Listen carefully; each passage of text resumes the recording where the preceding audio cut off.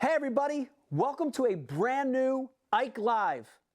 The show is brought to you by some amazing companies, including the presenting sponsor of IKE Live, Mystery Tackle Box MTB. It's like happiness right to your doorstep once a month. Mystery Tackle Box puts brand new lures, hot items in your hand once a month. Listen to me. Use the promo code IKE Live. Get 30% off your first Elite box or 50% off your first Pro box. That's unbelievable. Also brought to you by Tin Cup Whiskey. God, I love whiskey. This is American style whiskey cut with Rocky Mountain water. It's got a classic finish to it. I personally love the rye. It's got a little bit of a bold, spicy finish. You're going to love this stuff. Straight from the Rockies to your glass. Also brought to you by TH Marine, the maker of great marine products, from everything from a John boat to a Biggie Smalls yacht. That's TH Marine. Go to thmarine.com, use the promo code IKE Live, and get $10 off a $50 order or more. Unbelievable. Brought to you by Flambeau, the makers of the best tackle storage systems in the world, including the brand new Crank Bank and Blade Crate. Of course, every single Flambeau tackle storage system has Z-Rust incorporated to help keep your hooks rust-free. Go to flambeauoutdoors.com, use the promo code IKE Live, and get 20% off your entire order. That's unbelievable.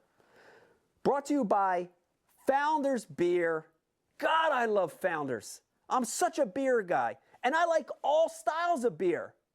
Founders makes them. I want you to go to foundersbrewing.com, or even better yet, download the Founders app.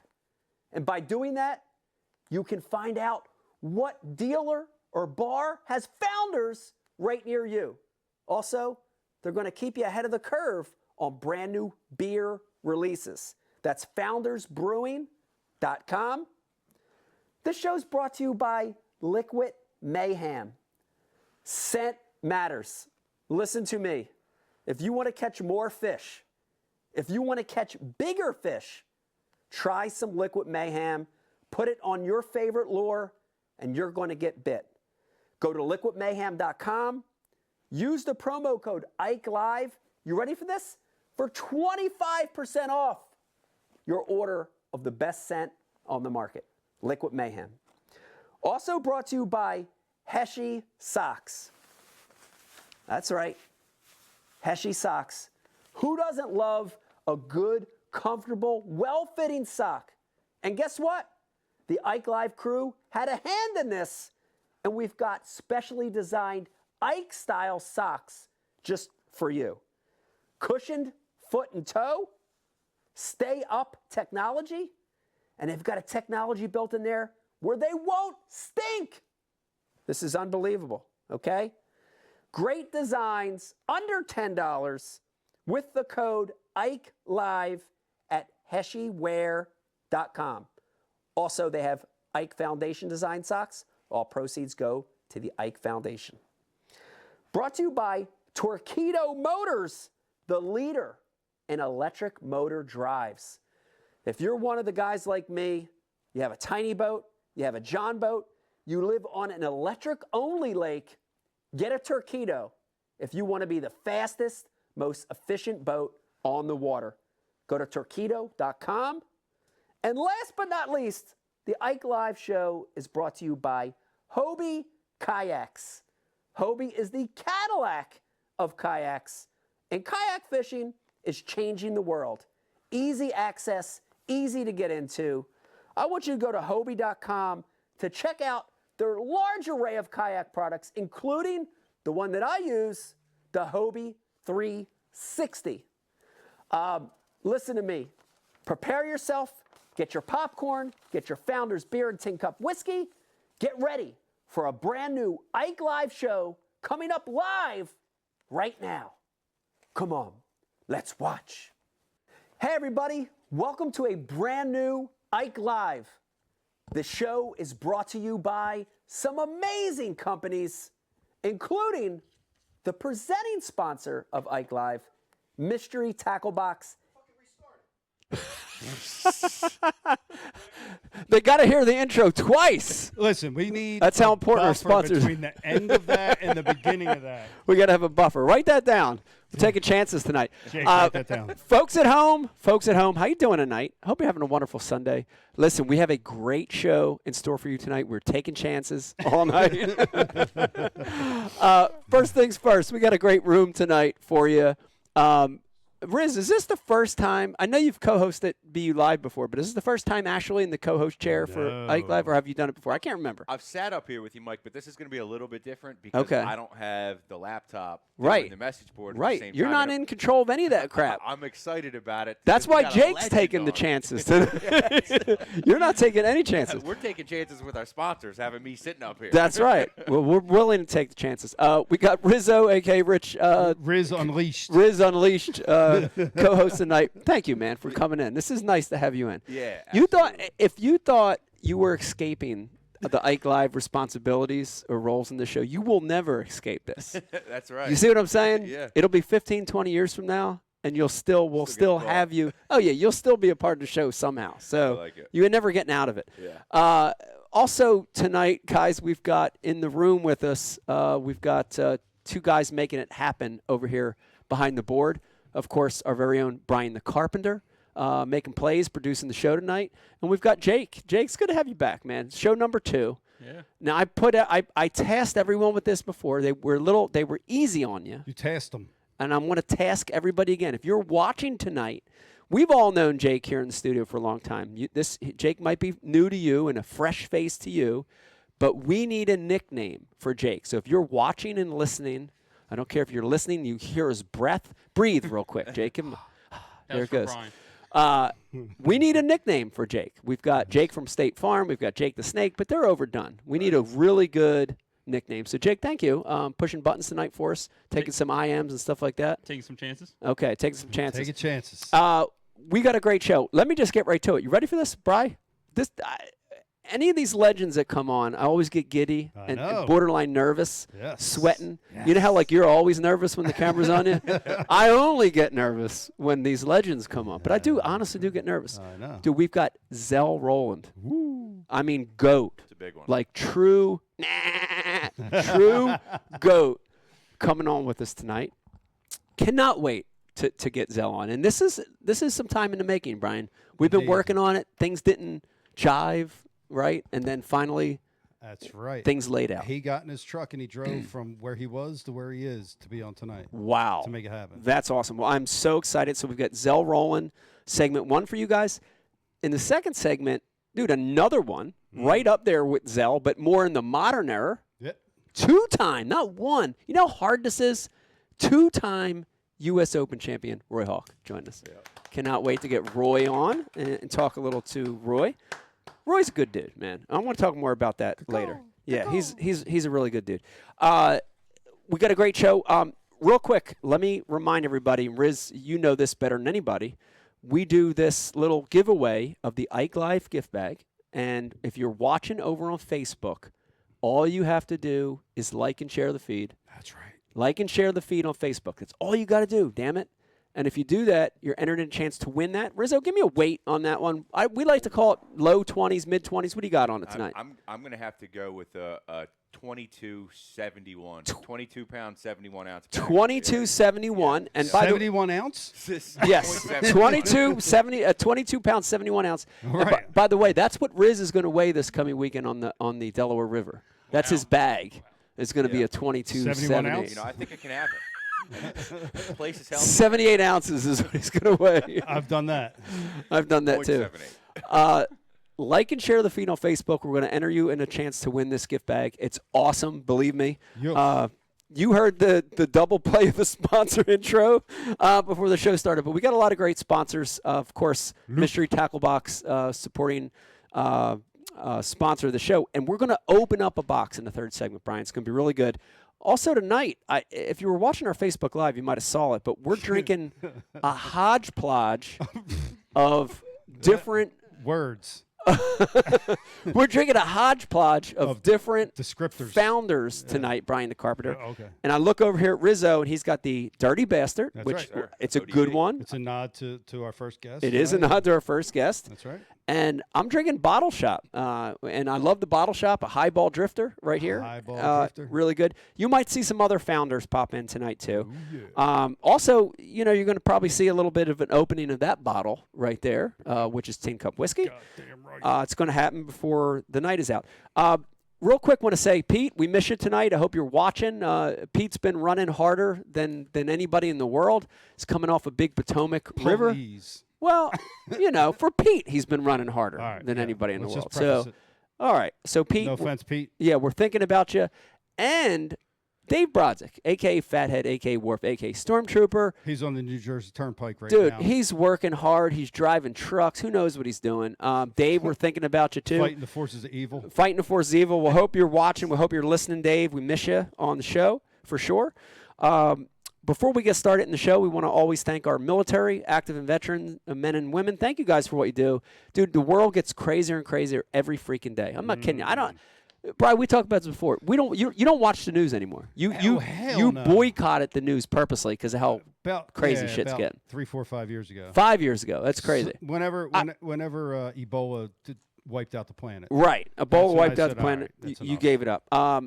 The world's crazy. Want to thank our military. Want to thank our policemen, our firemen, our EMT doctors. Thank you guys for what you do. It is really, really a crazy world. Yeah, they're the people. There are people. Those people. There are people. There are people. There are people. By the way, they are people. I drew at the Potomac River. I didn't get to talk much about this in the last Ike Live, and I got a little criticism, so I'll give you the quick update real quick.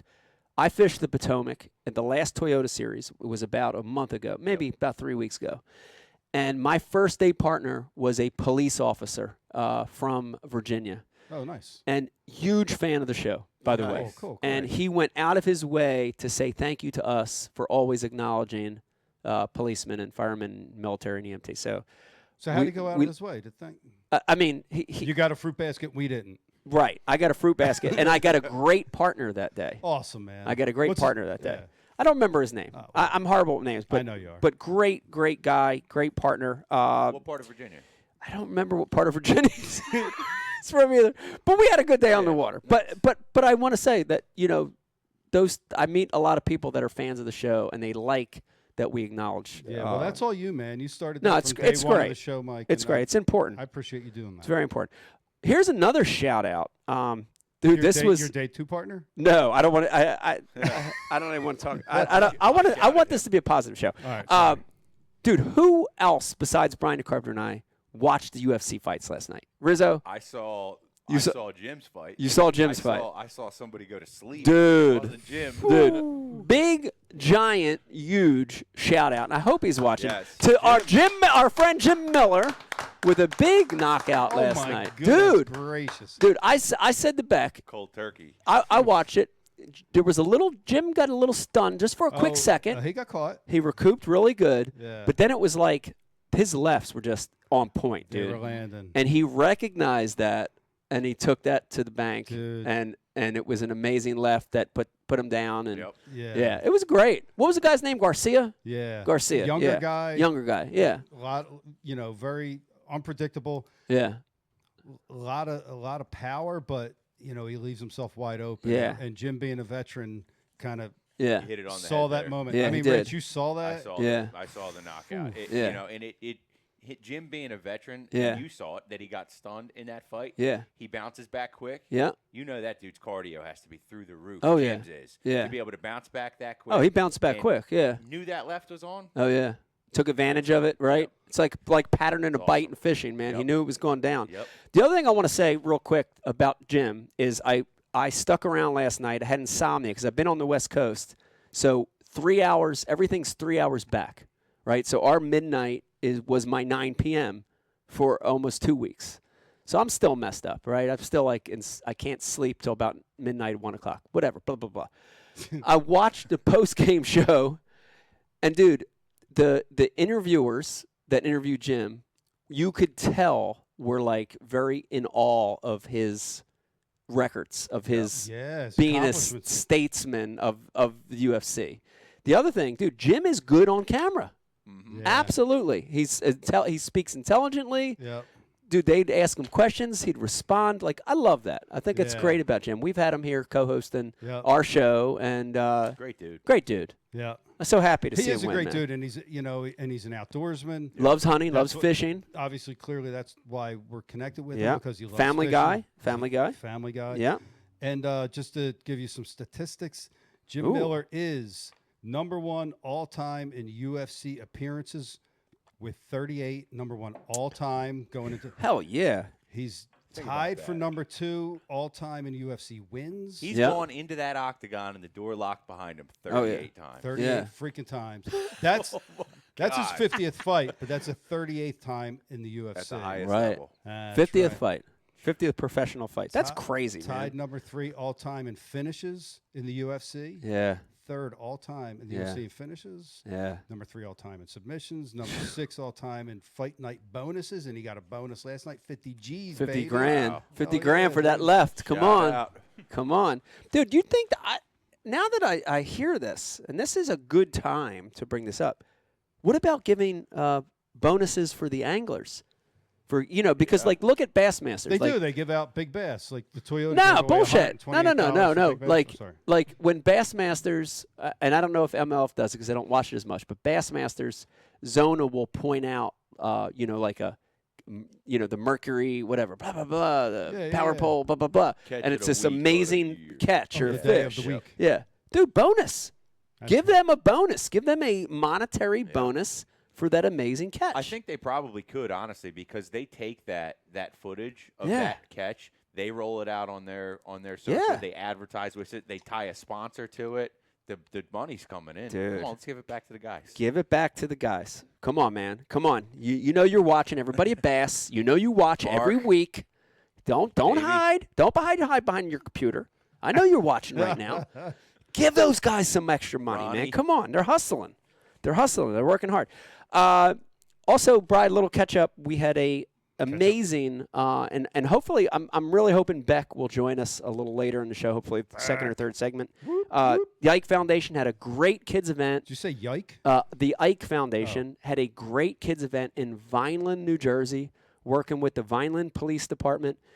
What a great target, because I was still out at Lake Mead, but I got to see a lot of video and pictures, Brian. They were the right kids. And when I say that, like we want to target kids that might not normally fish, you know what I mean, themselves, right? So their parents don't hunt or fish, right? They're from different backgrounds. They don't own a fishing rod. He didn't show up with chewing tobacco and a right. All Right. These aren't dudes that are fish heads already that just want free tackle or whatever, right? Right. These were kids that legitimately have not experienced the sport. Like casting for the first time. Casting for the first time, fighting a fish for the first time, whether it's a bluegill or a catfish, I don't care, Doesn't right? matter. Dude, I saw a lot of that there, so shout out to the Vineland Police Department. Great Ike Foundation event. Yeah, shout out to the Vineland Police Department. Great Ike Foundation event, getting some new kids fishing. So Alpha Cats with the TIFF always deliver. Yeah. And they run a great event. And the great best part about the Ike Foundation is that it truly does make a difference. It does. And it can change a kid's life forever. So. It can. Yeah.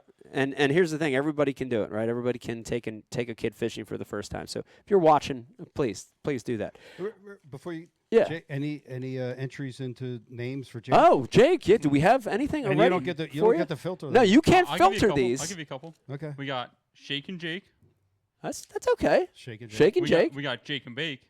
Jake and Bake. And we're back to Jake from State Farm well after that. Okay. Shake I and got- Jake. I like the Shake and Jake. Shake and Jake. Shake and Jake's kind of cool. I got double take Jake, and him too Jake.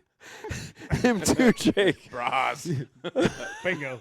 Was that Braz? Oh man, Damn right it was. that's not bad. That's not bad. There's some good ones. All right, we're keeping that open. If you have a name for Jake, if you have something you want to think of, especially as the show goes on. Don't have to rhyme. Doesn't have to rhyme. Doesn't have to do any of that. None but of let us know. Yeah, Brian. Our beloved Eric the This reminds me of when we named Eric. One Yeah. of many times that we nicknamed Eric. Oh yeah. Yeah. A lot of nicknames for Eric. Yeah, I got a he FaceTimed me today. Did he? That's awesome. Yeah, he was in Wyoming. It's out there with Is Seth, that- right? Yeah. What's he doing out there? He's out there with filming a Seth. duck hunt, I think. Yeah, Seth and Matt and Maddie Robertson. Yeah, and That's cool. they're hunting. Seth just said, "Come on, Yeah. come out here and film us hunt." And That's awesome. Well, Yeah. I saw his Instagram story. I saw him with a dog, yes, and I was like, man, that's weird. Like, it's funny because I love dogs, and Yep, yep. I saw Eric with this cute puppy fetching his stick, and I thought, man, I love Eric. Eric's such a good dude. He's got a great soul, but he can't take care of no dog. He can't take care of himself. I was thinking as I'm watching it, that poor damn puppy. If that's Eric's puppy, that poor damn dog's going to starve. The both of them, It's going to get lost. yeah, they're in it together. Okay. They're in it together. I mean, I'm just saying, if that was the case, Yeah. they would be in it together. In it together. Every man Okay. for himself. Oh. Oh, shout out to Eric. We miss you, Eric. Yeah, we do. We miss Eric big time. Let me see. I want to get Zell on here in a second, but I do want to throw Yes. one other thing out there because I have some big news that I you know how I like breaking stuff here. And I have some big news that I'd like to break An right announcement? here. I have an announcement. Oh. This wasn't preset or predetermined or anything. I just thought of it because there's something happening this coming week that is pushing us forward. I'm very excited about it. Have a great relationship with AFCO. We've all worn AFCO products. They make a great piece of apparel. Loving the product. And we have some custom Ike AFCO apparel coming in 2022. So I'm very yeah. excited about that. Very excited. Love it. We're getting very, very close to figuring out specifics on launch date and all that stuff, but it's coming. Want to just give everybody that teaser, just sprinkle it out there, just give them a little. Can we guess? Can you give us a hint of like what it's going to be? Is it outerwear? I'll give you a hint. It's a little bit of everything. I want it. They're different pieces. Okay. You know, so we're talking about everything from the bottom up. And I definitely, Branded and all, right? With your brand logo? it. It's Yeah. branded stuff. And sheepskin? here's the thing: no sheepskin in this No? one. No Sherpa. No sheepskin. Okay. But I wanted to give it a little more of let me think of the right word. So like a lot of the AFCO stuff has that almost like salt, like light salt water, like if you're like fishing backwater, like inshore saltwater feel. Yeah. A lot of AFCO stuff has that feel. I wanted to push it the other way and give it that like almost like street feel a little bit to it. You know what I mean? So just to change that vibe up a little bit. I got you. So I'm very excited about it. Can't wait for good. everyone to see it. I'm more excited about our next guest, Brian the Carpenter, than Yes. that even, So Do you want to do a quick commercial break and come we back? we can do that. You want to do a commercial break? What are you thinking? Yeah. You want to do that? It, All it'll right. be two shakes of a Okay. lamb's tail. All right. Before we do that, real quick, if you're watching on Facebook, like and share the feed, man. Like and share the feed, man. And you're the entered chance to win that. Hang in there. What are we talking, Brian? 3, 4, 5 minutes, and we got Zell coming on. Yeah. All right. Call it 3 or 4 minutes. Hang in there with us. When we come back, more Ike Live with the GOAT, Zell Rowland. That's right, Zell Rowland.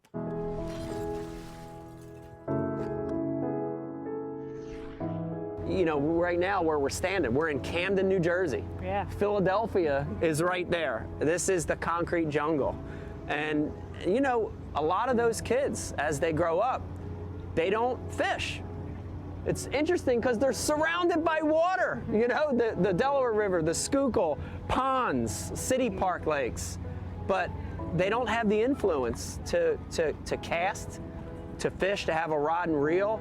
And that became our focus, is to target kids in what we call non-traditional areas, urban areas, city centers, where the population's high, and let these kids have an experience. It's amazing. I mean, some of the experiences we've had, whether it's Central Park in New York City, here in Camden, other parts of the country, even just casting. Yeah. It's unbelievable to see it, isn't it? Yes. It's unbelievable. Yes. And you see these kids have this experience they've never had, and they light up, The big thing, I think, for the Ike Foundation is we're not we're not saying we want all these kids to become professional anglers. Yeah. Be great if some of them did, but we want them to have that fishing experience because it ties them to so many other positive things. The outdoors, nature, conservation, ecology, you know, all these amazing things in life that maybe they wouldn't have been exposed to any other way. We're trying to help with that. So it's important. It's important for us. Yeah. We're proud of it.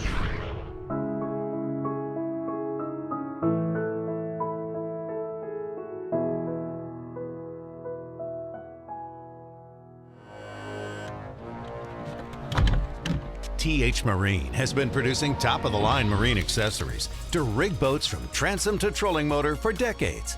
From jack plates to fish care to LEDs, TH Marine has you covered.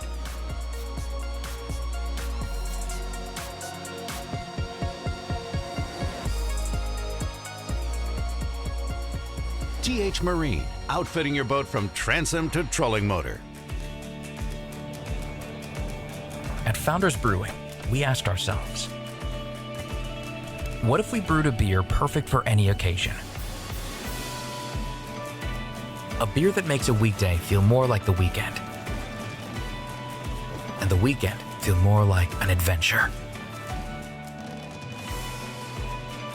What if we brewed a beer that brought us together and allowed us to be ourselves? A beer that is just as much of a companion as it is a reward at the end of the journey. What if we explored the unknown together and found a new way to celebrate taste and flavor and life's simple pleasures? And what if we brewed a beer that could go where you go without slowing you down? Founders All Day IPA, low ABV and full flavor that goes where you go. Perfect for any occasion. We're excited to announce our brand new partnership with an amazing company, Heshi Socks. That's spelt Heshi Socks. Go to HeshiSocks.com to check out my brand new Mike Iaconelli collection. That's right, I have my own custom socks in tournament colors. I promise you, you will never, I mean never, find a more comfortable sock. The great news, all my socks are under $10 a pair when you use our promo code IKE20. Go to HeshiSocks.com, use the promo code IKE20 to get the most comfortable socks in the world.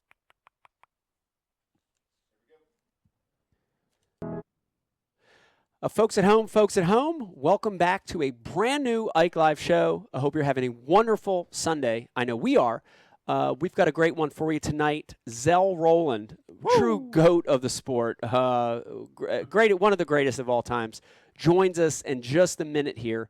Also in our next segment, we've got Roy Hawk, two-time winner of the U.S. Open out there at Lake Mead, and Roy's a great guy as well.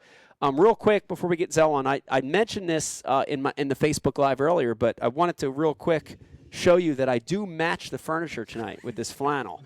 And that wasn't, I didn't prepare that. This wasn't on purpose, but I do blend in very naturally with this Bass Pro Shops couch in here, which is kind of cool. I don't know. It is kind of cool. And then also want to mention that Jake brought this up tonight. Jake, by the way, was the first one in studio tonight. So it's funny how it happens. Jake's here, then Riz, then Brian, and then about 10 of, was it the other way? Yeah. All right, whatever. But then about 10 of 8 I walk in. So it was more like 7 of 8. 7 of 8. Okay. Yeah. All right.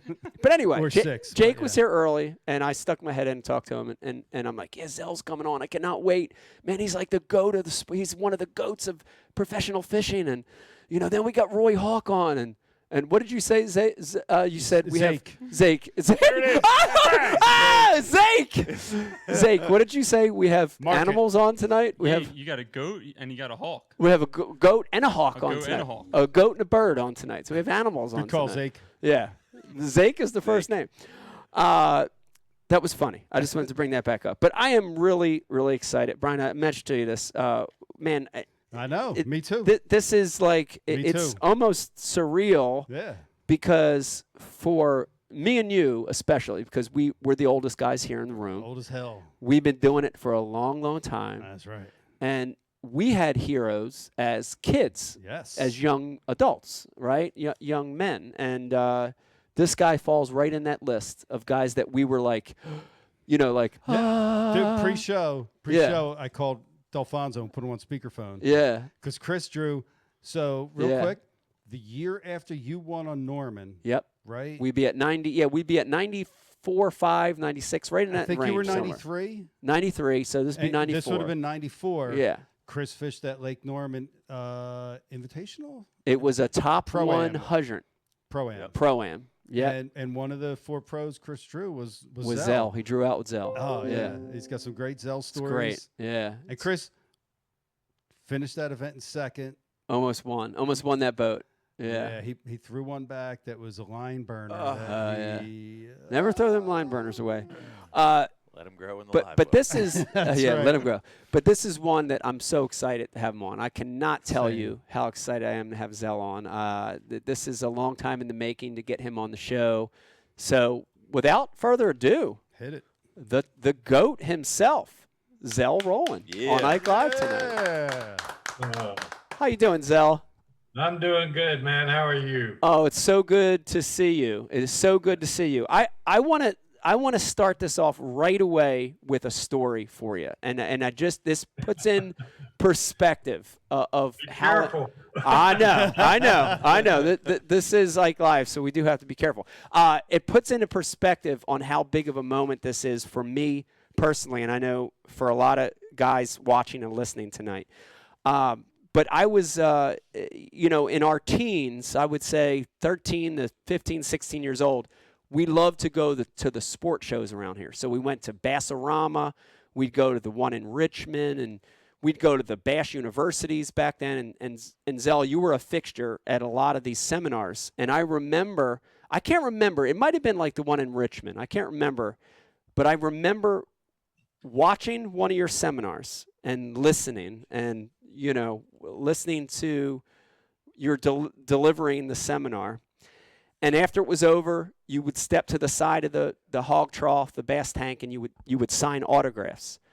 And so I was like nervous and intimidated, and I had like the program from the show or whatever, because I wanted an autograph, from you. And it was funny because, Zell, as nice as you are, I got to tell you that you were very intimidating. You were intimidating and exciting to me as a young man. I don't know, you were like the Marlboro Man. You know what I mean? You had this air of intimidation to you. But I remember standing in line, and I was so excited, and I got your autograph, and I just I almost didn't say anything because I was nervous. I was like clammy and nervous, and you signed it, and I didn't say anything. I was just clammed up. I didn't say hi. I was just kind of like speechless. But I remember on the drive back, looking at that autograph, and I said, he's got the nicest handwriting I've ever seen in my life. Did anyone ever tell you that before? You have beautiful handwriting, Zell. Oh, man, all them years, all of us was at the Classic, and we all signed autographs. And 9 times out of 10, I'd get some woman go, boy, you can your name. I can read your name. No, it's a pleasure, man. It's you've been one of the upcoming guys in the sport all these years, and been extremely successful. And I'm glad to share this experience with you. Well, this is great. And I also want to mention that when I was coming up, Zell, and I can vividly remember, being out there early in my career and staying at hotels where you were a couple rooms down, or, we were at a set of cabins or whatever, and you were staying at one of the cabins. Dude, you always made me feel welcome, even early in my career. And I really appreciate that. That meant a lot to me. I felt like an outcast. I still do all these years later, but I really felt like an outcast early in my career. And you were always super nice and made me feel welcome. So thank you for doing that. Well, I appreciate it. No, it's, we guys like myself, Denny Breyer, Nixon, I mean, you guys have been the future of the sport, and it is this part of what you do has really magnified the sport probably way more than what we magnified it back in those days. Yeah. Yeah, it's funny because we talk, Riz, we've talked before. It's a lot of things are different in the sport, and a lot of things are the same. But the one thing I want to bring up is, Zell, we have young anglers all the time. They're listening, they're watching right now. We have high school anglers, we have college anglers, we have young adults listening and watching, and they're always contemplating how to do this for a living. I want to do this. This is my dream. And one of our things we always say is we're like, don't do it too early. Right. Take your time, right? Take your time. Go through the ranks. And as I say that, I do want to call something out real quick. And I know you've been called out in this before. Zell, you fished your first damn bass event at 13.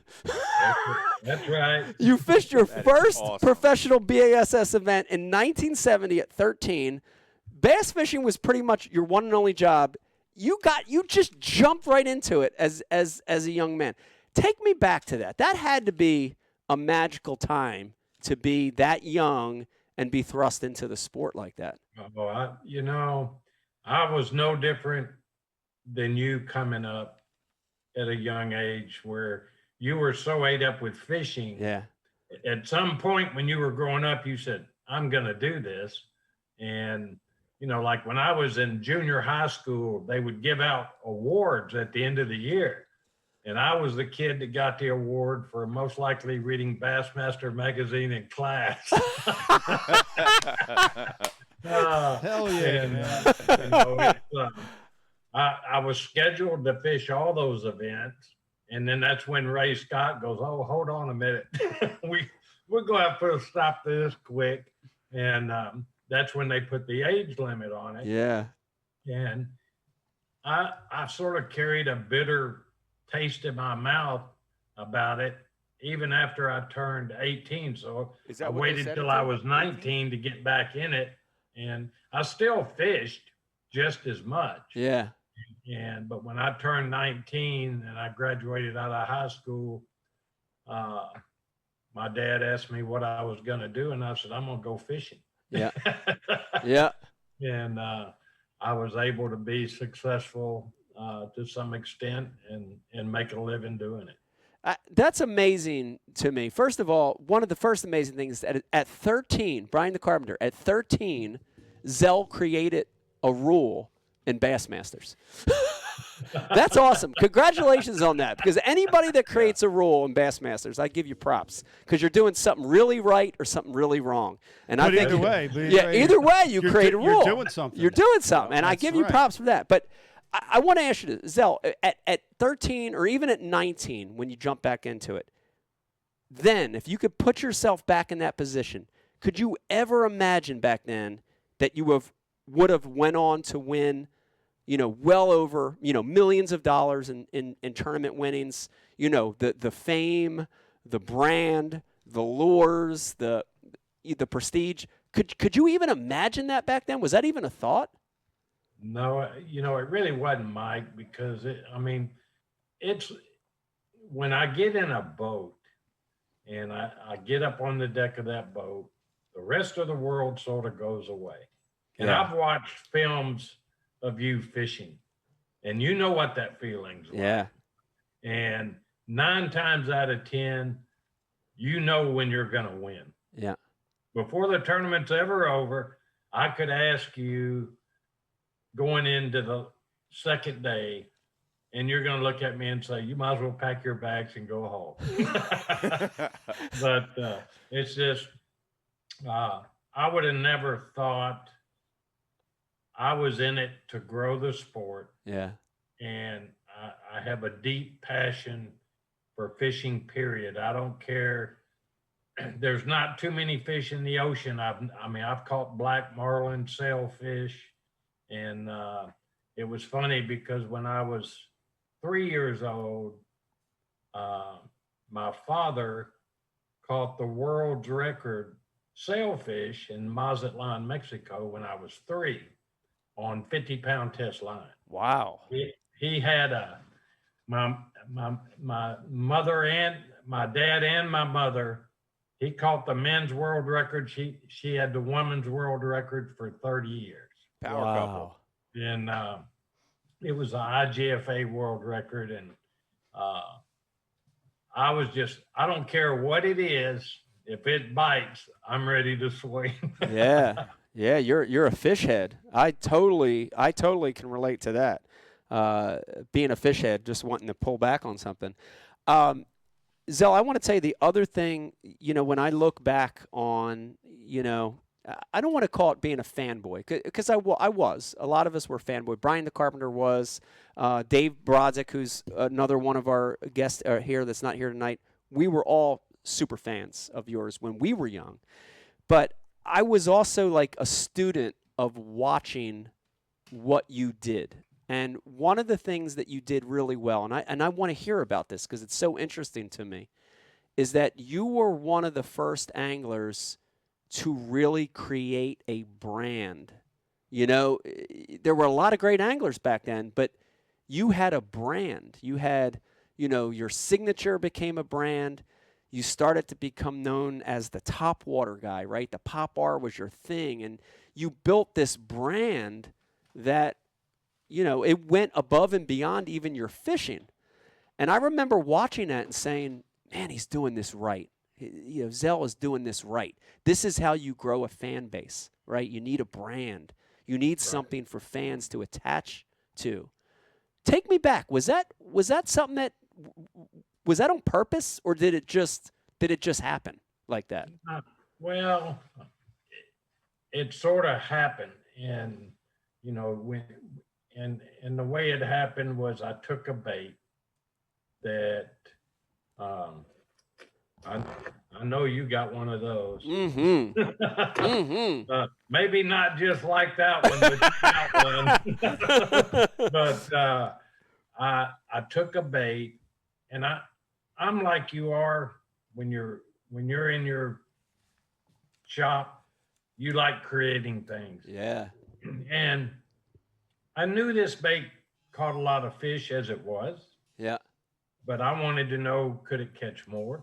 Yeah. And when I started sanding on the popper, modifying it a little bit, I got what I call 2 for 1.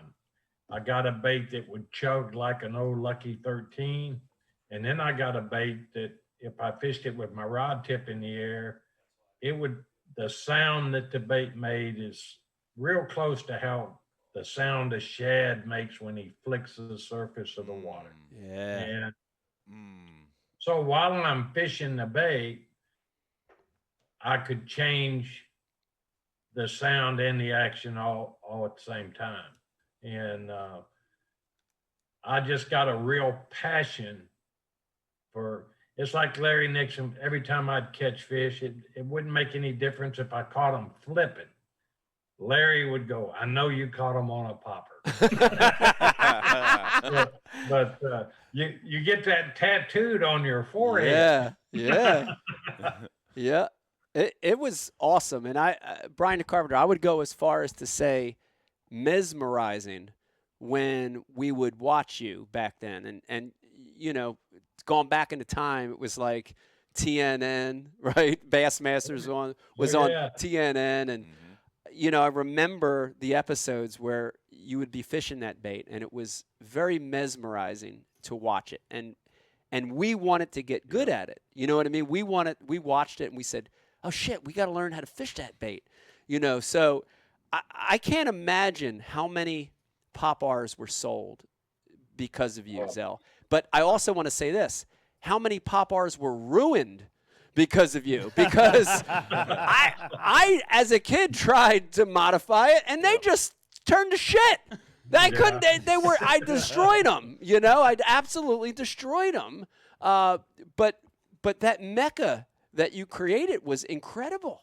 The buzz of, and there's not a more exciting way to catch a fish, Riz, than up on top. Maybe a swim bait, but yeah. Maybe a swim bait, but Other than that, it's top water. I would argue top water yes. is number one. If you were leading the first day of a tournament and you were to walk down the dock and look on the deck of other guys' boats, By day 2, would there magically be a bunch of poppers tied on after going down the dock? Or- Great question. You know, I came through a lock one time. We were fishing a tournament, and Larry Nixon was in the lock, and Larry pulled up beside me, and he looked over in the boat, and he seen that I had a popper tied on the end of my rod, and he reached over and cut it off. Yes. He goes, you know, and back in them days, they ain't gonna give it back. He goes, I got one now. I said, well, that's okay. You can have that one. And the guy with me in the boat goes, you know, he got the one you didn't catch one on. I said, that's right. You let him walk away with the dud of the bunch. Let me remind everybody, if you're watching tonight, you're watching a brand new Ike Live. Gave him the decoy. Yeah, you gave him the decoy. We have the goat of fishing on with us tonight. The goat of all fishing. Of all fishing. We've got Zell Rowland. If you've got a question for Zell, please hit us up. We've got Jake from State Farm taking questions tonight. Also known as Jawbone Jake. And Zake. Zake. Also known as Zake. Full Metal Jake. Yeah. And we also have Nake. And we have Nake. Okay, we got a lot of nicknames already. So we're starting, but that's what we're working with so far. We got some. And I'm actually, I real quick while we're here, I've got one over here on Facebook, Zell, that's coming in. This one's from Steve Pellegrino. Oh. And Steve wants to know, the question, I'm going to paraphrase it. The question is, Zell, after all these years, are you mad at the guys who made the Rio Rico, Splash It, and other poppers that copied your early pop bars? That's a good question. That's a good question. That's legitimate. That's a good question. No, I know who made the Rico. Actually, the Rico and the that bait I think came from Don Ivino, if I'm not mistaken. Yeah, or the Splash It. One of those two Splash did. It. Yeah. The Splash It came from Don, and the Rico is sort of a knockoff. Irish of Don. The Splash It. Yeah. And what they did was Don asked, I couldn't manufacture baits because I was already with the Rebel brand. Yeah. And I gave him a bait, and he sanded the whole face of it off because he didn't know how to sand it. And that's what he came up with, was a flat faced. What he was real good at was the finish that they put on that bait. Yeah. I mean, the finishes were phenomenal. So what I'm hearing is that he didn't do that intentionally to make the face of that bait flat. He messed it up. That was a mess up, and it ended up just kind of working. He sort of messed it up, but I know Don very well, and I told Don he'd asked me a lot of questions, and I fished out there I fished Lake Mead. I fished the U.S. Open for years, and it was funny. I've been out there 5 times. I finished 7th 3 out of the 5 times, and won one of the top 100s out there. I think that was the year Van Dam was the Angler of the Year, and but Don, he says, man, I'm going to make this bait. And I said, well, I don't care what you do. Yeah. He was very successful with it for a long, long time. Yeah. That's crazy. It's gotta, Zell, I gotta imagine that looking back at the mass of people now that fish this lure, that fish it in your style, all the lures that have been created since then, including I'm holding up even some of these newer ones that you've created. It's got to feel good, right? I've done a few baits in my career, and it's always nice when you see people using it with success. Yep. How does that make you feel? Because that's such a big category, and there's so many people that have had success and caught their personal best or have won tournaments using this bait essentially because of what you did. That's got to feel good. Well, it does make me feel real good, and it makes me feel like I've given something back to the sport of fishing. And I've been thinking very seriously about getting with a company and have them make the baits that nobody's ever seen yet. Wow. And I've got some top order baits that I promise you, nobody's ever seen them. And I'd talked to Berkeley several years back, and I just couldn't do it because I'm like you are. You sign a deal with a company, you're going to be as loyal to that company as you can. Yeah. And when COVID-19 hit, it changed the whole sport of fishing. Yeah. And a lot of the sponsorship dollars went away immediately. And so I've sort of been waiting until there's a turn somewhere, and then I'll find me a manufacturer and come out with a whole line of baits. Yeah. How much of so you're clearly like you're a tackle modifier, you're a bait creator. You like creating baits that are going to help you catch more fish. How much of that has contributed to your fishing success over the years? Like just constantly thinking about how this bait is going to act differently. Like, would you say that was something that was super important for your career, just being a tackle modifier, or it's just something you like to do?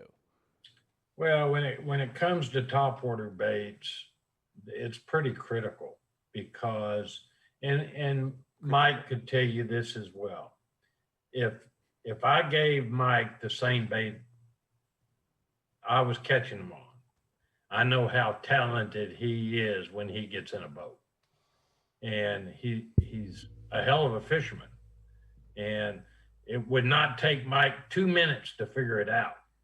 And when he figured it out, if there was 10 of us that had the same bait, then it amounts to who catches the biggest one. That's all it amounts to. Yeah. But when you have a bait, when Mike has a bait that you don't have and I don't have, and he can make it work like it's supposed to work, he'll tell you he'll wear you out. Yeah. Yeah. I mean, anytime I get to, I like to look at a fishing lure, and my words that come to me is, how can I make it better than what you have and catch more fish on an artificial bait? Yeah. And it's Mike's got a bunch of ideas in his head. I know him. And he knows how to make things work. And there's certain baits that I have defaults with. I mean, I'm not that big of a deep water crankbait guy like David Fritz was back in the day. And but when it comes to a topwater bait, I would rather catch fish on a topwater bait than any other bait. Yeah, I agree. I did monitor another question too, and Zell, this one is coming from our very own Pete Glusick, and Pete's a big fan of yours as well. Pete's question basically is, and you know, Pete always likes to get more into the technique stuff. So here it goes. What's one thing that guys do wrong with a pop-R, and what's one thing that they have to do right to make that pop-R work?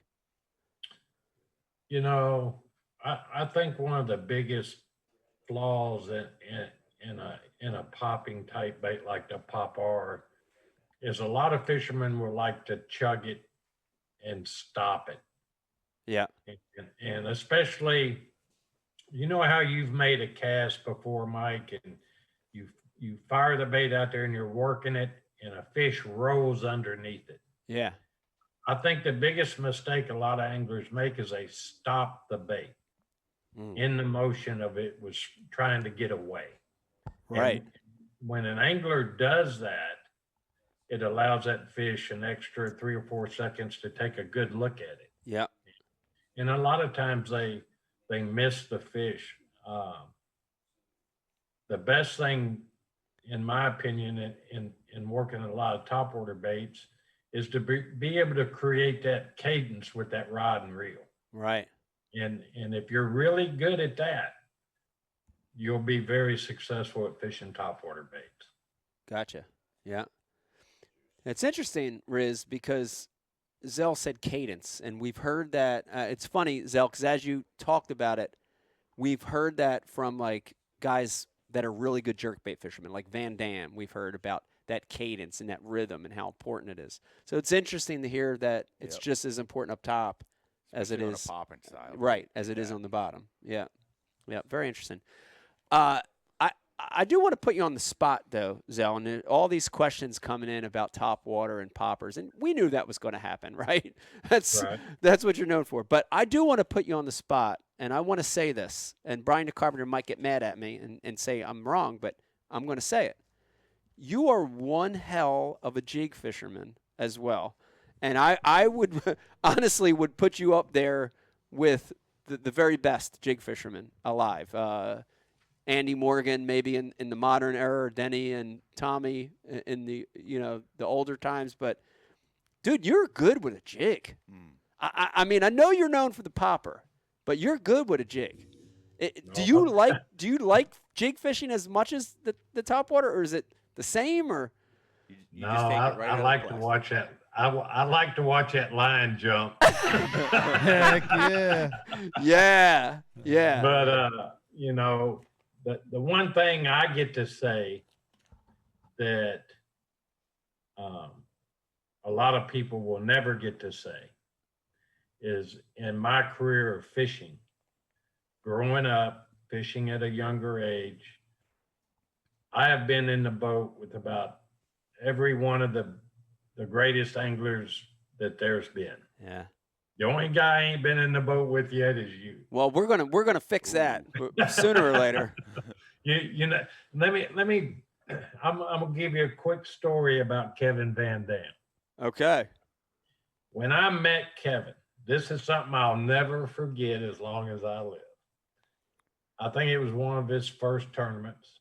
He came to Lake Lanier, and there was me and Rick Klein and Larry Nixon, and Guido Hibden was standing there. And Kevin walked up. He wasn't shy.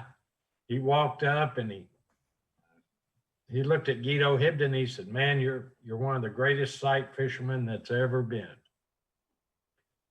He said, "I just want to shake your hand." He shakes Guido's hand. He looks at Larry Nixon. He said, "Man, you're the all-time money leader.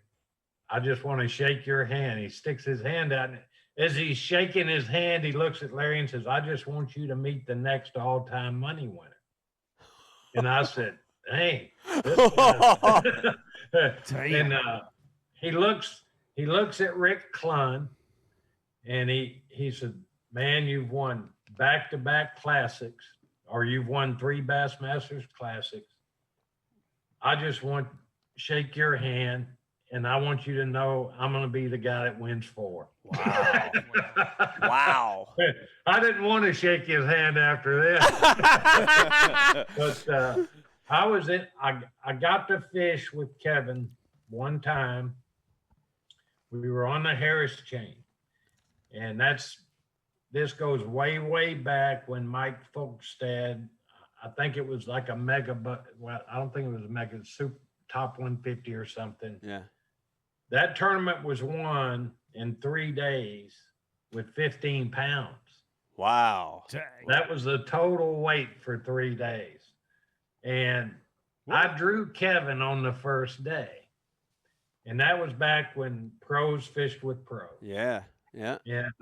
Kevin gets in the boat, or he walks over, and we're having a chat about who's done what in practice. And I said, "Kevin, it really sucks." And, I said, "I got one spot. I think we can catch 1 or 2 pretty quick. Might be able to catch a few more, but I wouldn't count on it." He said, "Man, I ain't had a bite in 3 days." Wow. And he said, "I'll just ride with you." I said, "Well, I'll ride in your boat. It ain't exciting to me." He goes, "Oh, no, I want to ride with you." I said, "That's fine." He said, "What are we going to catch them on?" I said, "Tie you some kind of," back in those days, it was the rattle trap. Yeah. I said, "Tie you one of them on." And so we pull up on this spot. It's about 50 yards long. He knows nothing about what's underwater. And we're going down this stretch of bank. I catch one, he catches another one. He catches a second one, I catch a second one, he catches a third one. This all took place in about 30 minutes. I get to the end of that stretch of bank, and I said, well, man, I said, I think we burned it up. I said, what do you want to do? He said, I think we ought to fish it again. And he said, every one of them fish happened to be on a little point of hydrilla that was underwater. You couldn't see it, but he knew that after one pass of fishing that, feeling the grass with that bait. And that was really very impressive for me to know that he could figure that out in 15 minutes. Yeah, that's deep, man. That's really deep, because that is what you're talking about, Zell, is having an understanding of your bait and what's in the water, right? And the feel for what's down there. That is a lost art today, right? It really is. In the day of side imaging and forward facing imaging and this imaging and that imaging and $8 billion electronics, guys have forgot how to Can we agree that fishing with live scope is the same as dating on Tinder? It is the same as dating on Tinder. I'll agree to that. Rich, thoughts? Rich? They both can be wildly effective if used correctly. If used correctly, they could. But Zell, what I'm saying is, that's a great story, because I think that's still a great quality to have as a fisherman, is the ability to feel and understand the bottom with just your bait. And that's a great story. Where do you lie on this argument, Zell, of technology? Because I love Randy. We've had Randy Blockett on a little while ago, and I love Randy. Randy's another hero of ours, great guy, but he's very anti-technology and all this modern era. He wants to go back. Where do you lie on all this modern technology stuff? Well, I mean, I look at the younger generation, and these kids, they study them depth finders just like I used to read a book. Yeah. And they go out on the water and they spend a lot of time. Now, when it comes to structure fishing, I mean, I've caught fish back in the day. Back then we had flashers. It's awesome. And I could tell the difference between shad and bass by looking at that flasher. Now you have a picture that shows it. And we've got GPS. We never had GPS. So this is the reason why Randy's probably got an issue. Yeah. If I was to take your GPS out of the picture where you could not have waypoints, then I would say that would be a much better deal. Yeah. Because what that waypoint's allowing you to do is, if you were to receive information, you type that waypoint in there and it takes you right to the meat. Right to the juice. Yeah. Right to the juice right off the bat. Yeah. But this is what I'm going to say about that. If me and you go fishing, Mike, and we don't have GPS, you're going to tell me, man, I got a drop off out here and it's got some fish on it.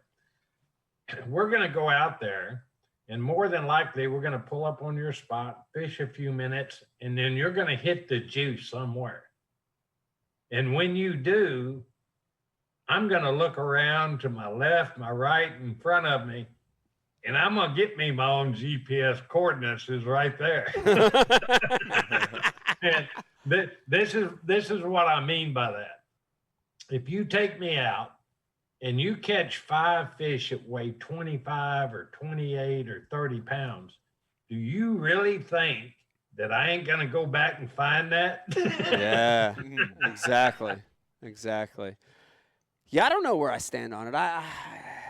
technology is what it is, but I do think there's something to being able to find fish without it as well. Yep. Let me remind everybody, you're watching a brand new Ike Live. Of course, we've got the one and only Zell Rowland on. It's awesome to have you on the show, Zell.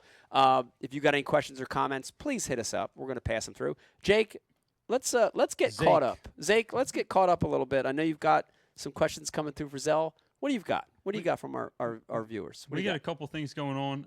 Eric Toth was on the All-Star Rods pro staff with Zell. Said he had the best smile and was one of the nicer pros out of all the ones he's ever met. Wow. Which says a lot. Wow. I'd agree with that. Zell, you do have a good smile.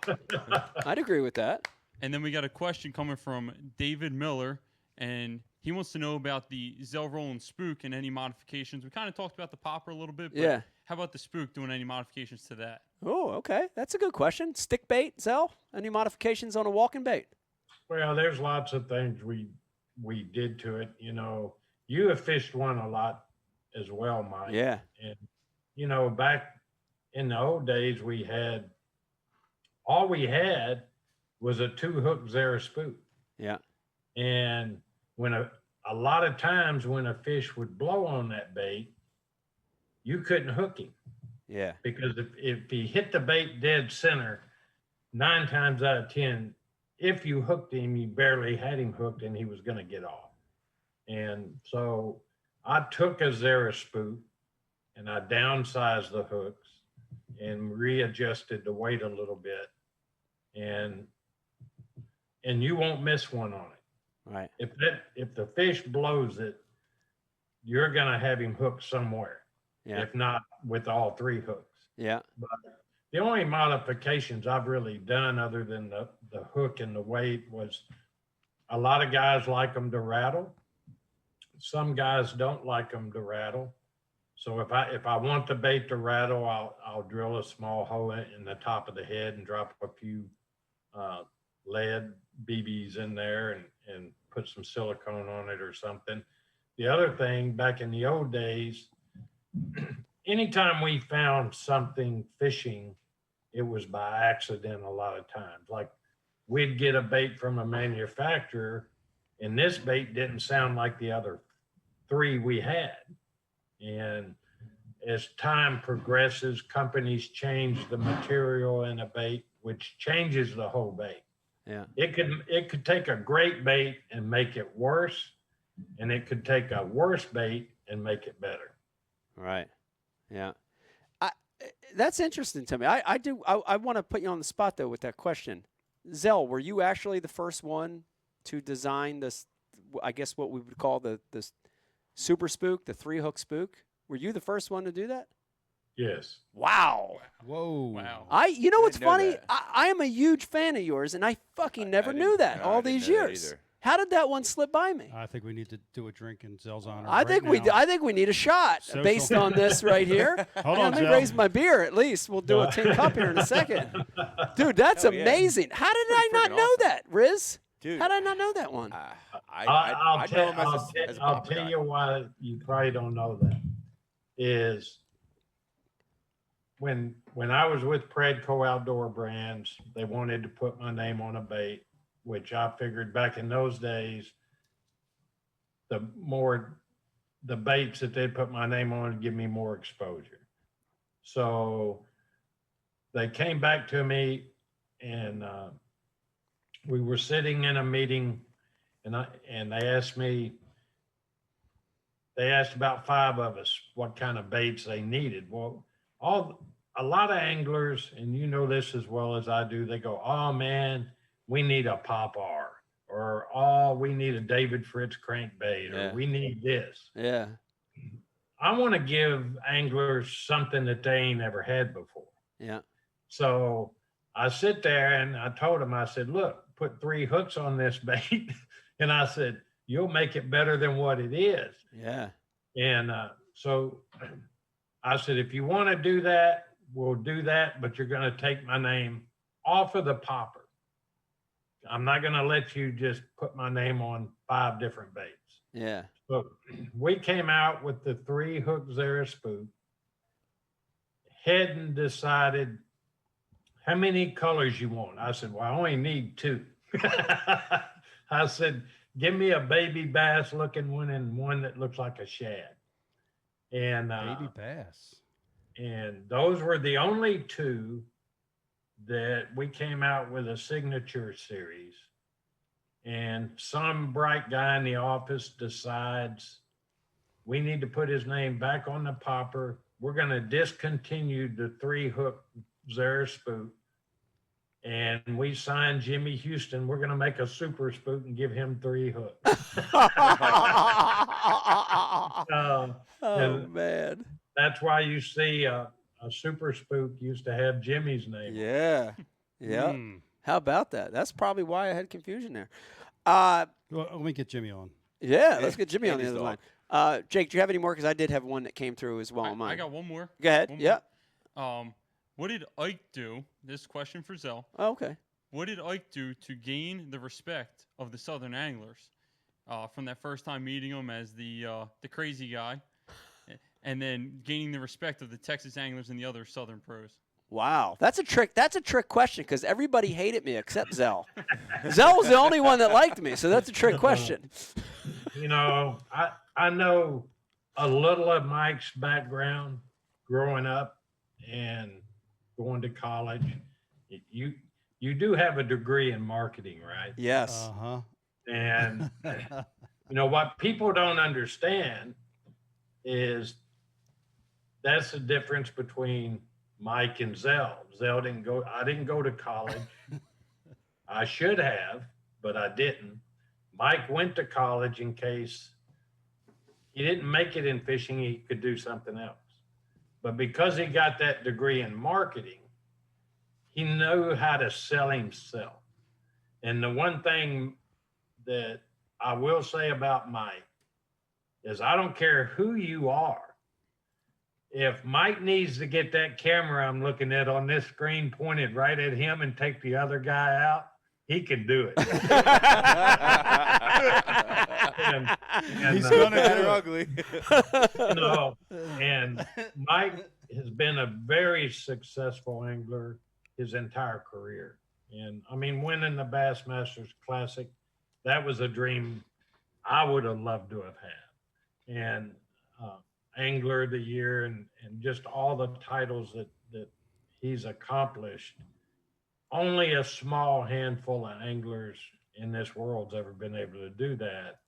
And when you're able to do things like that, you would be amazed at the amount of respect and honor that comes with that.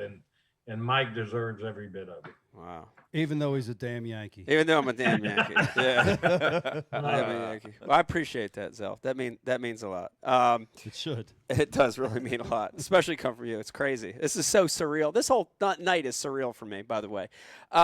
So this one's coming from Ken Duke. And Zell, you know Ken. Ken is probably Riz, is he the single human being that knows more about the bass fishing history than anybody? he He's like the does. bass fishing encyclopedia. He's the It's his brain. encyclopedia. Right. You know? He's got a giant brain. We love Ken. Ken knows everything. It's a supercomputer. He's a supercomputer. But Zell's Ken's watching and has a question for you, Zell. And this is I'm so glad he asked it because honestly, I was nervous to ask this question because I've heard very. So we're going to blame Ken for I'm it? going to blame.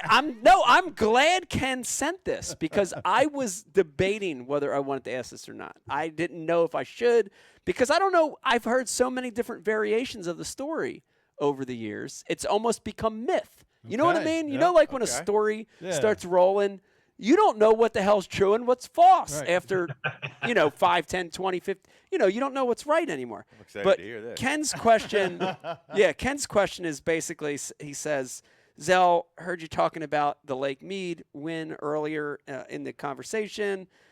Please tell us the story about the new tow vehicle and losing a boat over a cliff at Lake Mead. Oh Now, my God. no, Zell, again, I have heard this story, and I know it might be hard to talk about, even all these years later. But first of all, is this story even true? Because I've heard so many different versions of this over the years. Oh Is yeah, this- it's true. It is. Oh, here we go. Oh, go ahead. You know, everybody. It's like when I was growing up, and I was fishing with all these guys. Everybody would pull little pranks with everybody. Oh, And no. Oh, God. I had so much stuff that was just bad that happened to me, not just every once in a while, but it was like every other tournament that the guys gave me the nickname of Master of Disaster. Wow. Okay.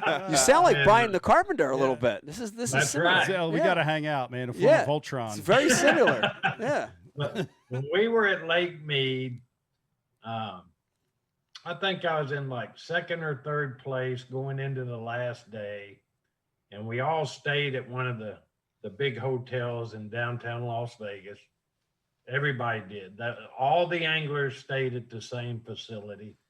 I hooked onto my boat. It's like 4 a.m. My partner gets in. I had a custom van because we used to sleep in them things when we were on the way to a tournament. We wouldn't get no hotel. We'd just sleep in the van. Yes. The And, van's the bomb. Yeah. And we're on our way out to the lake, and we get almost to the marina. We got about a half a mile. We got to make a bend in the road and go up a big hill and down to the boat ramp. And I go around that bend, and I never knew, but the boat I guess the boat came off somewhere.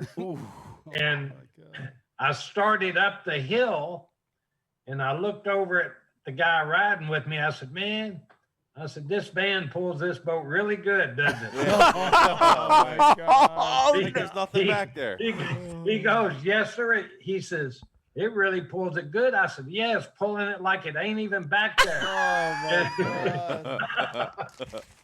I looked in my rear view mirror or in my side mirror, and I didn't see the lights on the fenders of the trailer. And I stopped. And when I stopped, I look in my mirror, and all I see around that bend is a bunch of dust. And it's like somebody threw a hand grenade back there. So Oh my God. all the other guys stopped on the highway. I backed up, and my trailer, the boat had gone off the trailer hit the side of a cliff, and the boat came off the trailer and went about 30 feet down a ravine. Oh, And the guy with me goes, man, he said, what are we gonna do now? And I said, well, don't worry about it. I said, hop out, get all our rods and stuff out, and I'm going back to Vegas, and I'll be back in a little while. So I turn the van around, I drive back to Las Vegas, and I'm telling myself, man, I got a chance to win. Back then, it was like $50,000. yeah. That's still I got a chance to win 50 grand. So whose ever boat I see in that parking lot means they rode with somebody else. I'm just going to hook on to the first one I see. Yes. So I went back. The first boat I saw belonged to Lonnie Stanley. Wow. Lonnie, And you're I it. hooked on to Lonnie's boat and bought it back. And I made it. I was maybe 15 or 20 minutes late. And the guy says, what are you going to do about your boat and trailer? I said, oh, man, don't worry about that. Somebody will get that out later. Oh, my God. Wow. Rich, you got some Oh, man, I've had so tall much shoes to stuff fill happen. there. Yeah. Wow. That is an unbelievable story. I wouldn't have the wherewithal to be able to recoup from that moment. And you just did it like that. And You know, Go on. yeah, that's Las Vegas is the only place I've ever gone. And if I win 10,000, it'll cost me 11 before I leave there. Zell, I think we're related. oh my gosh. What a story. Unbelievable. So it is true. It is true. I always wondered after all these years whether that story was true. What happened to the boat in the trailer, the one that you dumped off the side of the cliff? Did you ever recover it? Oh yeah, when I got back, a wrecker service had pulled it out, and I had a welder go out there and sort of cut the trailer up a little and get it straight. He cut the trailer up, got me a tongue on it. I loaded the boat on it. And back then, Forrest Wood, I ran a Ranger boat, and Forrest Wood knew about it. And he called me on while I was at the hotel, and because we didn't have cell phones then, he called me at the hotel and he said, Zell, man, on your way home, just come on up here to Flippin and drop that boat off. And you can take my personal boat. That way you have one. Wow. How about it? They ended up, they totaled the boat, built me a new one, and had it ready to go in about 30 days. Wow. I mean, that was pretty impressive. My have times changed. Dude, times have changed. Wow, times have changed. You can't right now. You get the insurance guy to look at it. You can't. Right, you can't get the insurance guy to look at it. You can't even get a boat to be built right now in 30 months, let alone 30 days. Rich, can I borrow your boat like that? That's What's that? crazy. It's in the drive. It's in the Wow. garage. Wow, what an amazing story. That's almost just unbelievable. By the way, I love the old stories. yeah, you mentioned Lonnie Stanley. out. Rest in peace, Lonnie. Yeah, man. Another great icon of the sport. Indeed. Yep. Unbelievable. Wow. Ken Duke always pulls through for us with some Always. great questions. Ken's amazing. Yeah. Yeah, you got to watch Ken. Why? What do you got, Zell? What do you got? Yeah, we never get dirt on Ken. Do you have any dirt on Ken? Because it's always Ken putting dirt on other people. You know, I didn't go. This is the very first year that I did not go to ICAST. And Me too. with all the stuff going on, I said, and this was the first Bassmasters Classic I never attended. Oh Yeah. man. Me, And, yeah. Me too. I sort of stepped aside and I said, I'm going to wait and see what the outcome is. But every year I've gone to ICAST the last 4 or 5 years, his wife she is just a precious lady. Very, very sweet lady. Yeah. And I joke with Ken all the time. I said, man, that's my second girlfriend right there. But Ken is, man, let me tell you how well he's taken care of. I've never seen a woman, when Ken gets ready to go to work in the morning, she takes a roller and rolls his shirt off, make sure he doesn't have any lint or anything on it. And I'm watching her. He fixes him breakfast. Ken over married by a mile. Wow. Wow. That's awesome.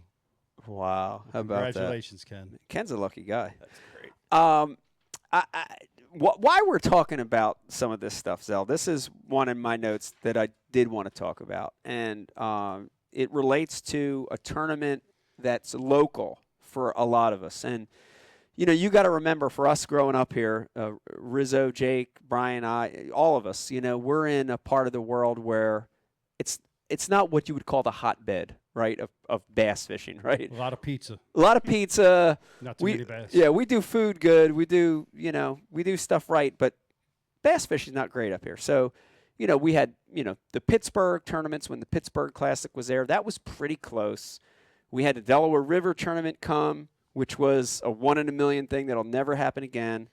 But that was a good. I like that play. it was a good tournament. You won that event. I won that event. That's home water for a lot of us. But when the Classic came to the upper Chesapeake Bay, that was a big moment for a lot of us. And I vividly remember, the Classic coming to the Baltimore area and them fishing what we called the Bay. And it was a big moment because it was like, oh, God, back then the fishery was challenging. It's not the Bay it is now, but it was challenging. But it was home water. And we were so excited that, I can remember like it was yesterday. God, how many years ago it was. But we were so excited because we were going to show the world, get a glimpse, let the world get a glimpse that there was fishing in this part of the world, in the Northeast. And, man, what a tournament that was, Zell. And the ups and downs of tournament fishing. And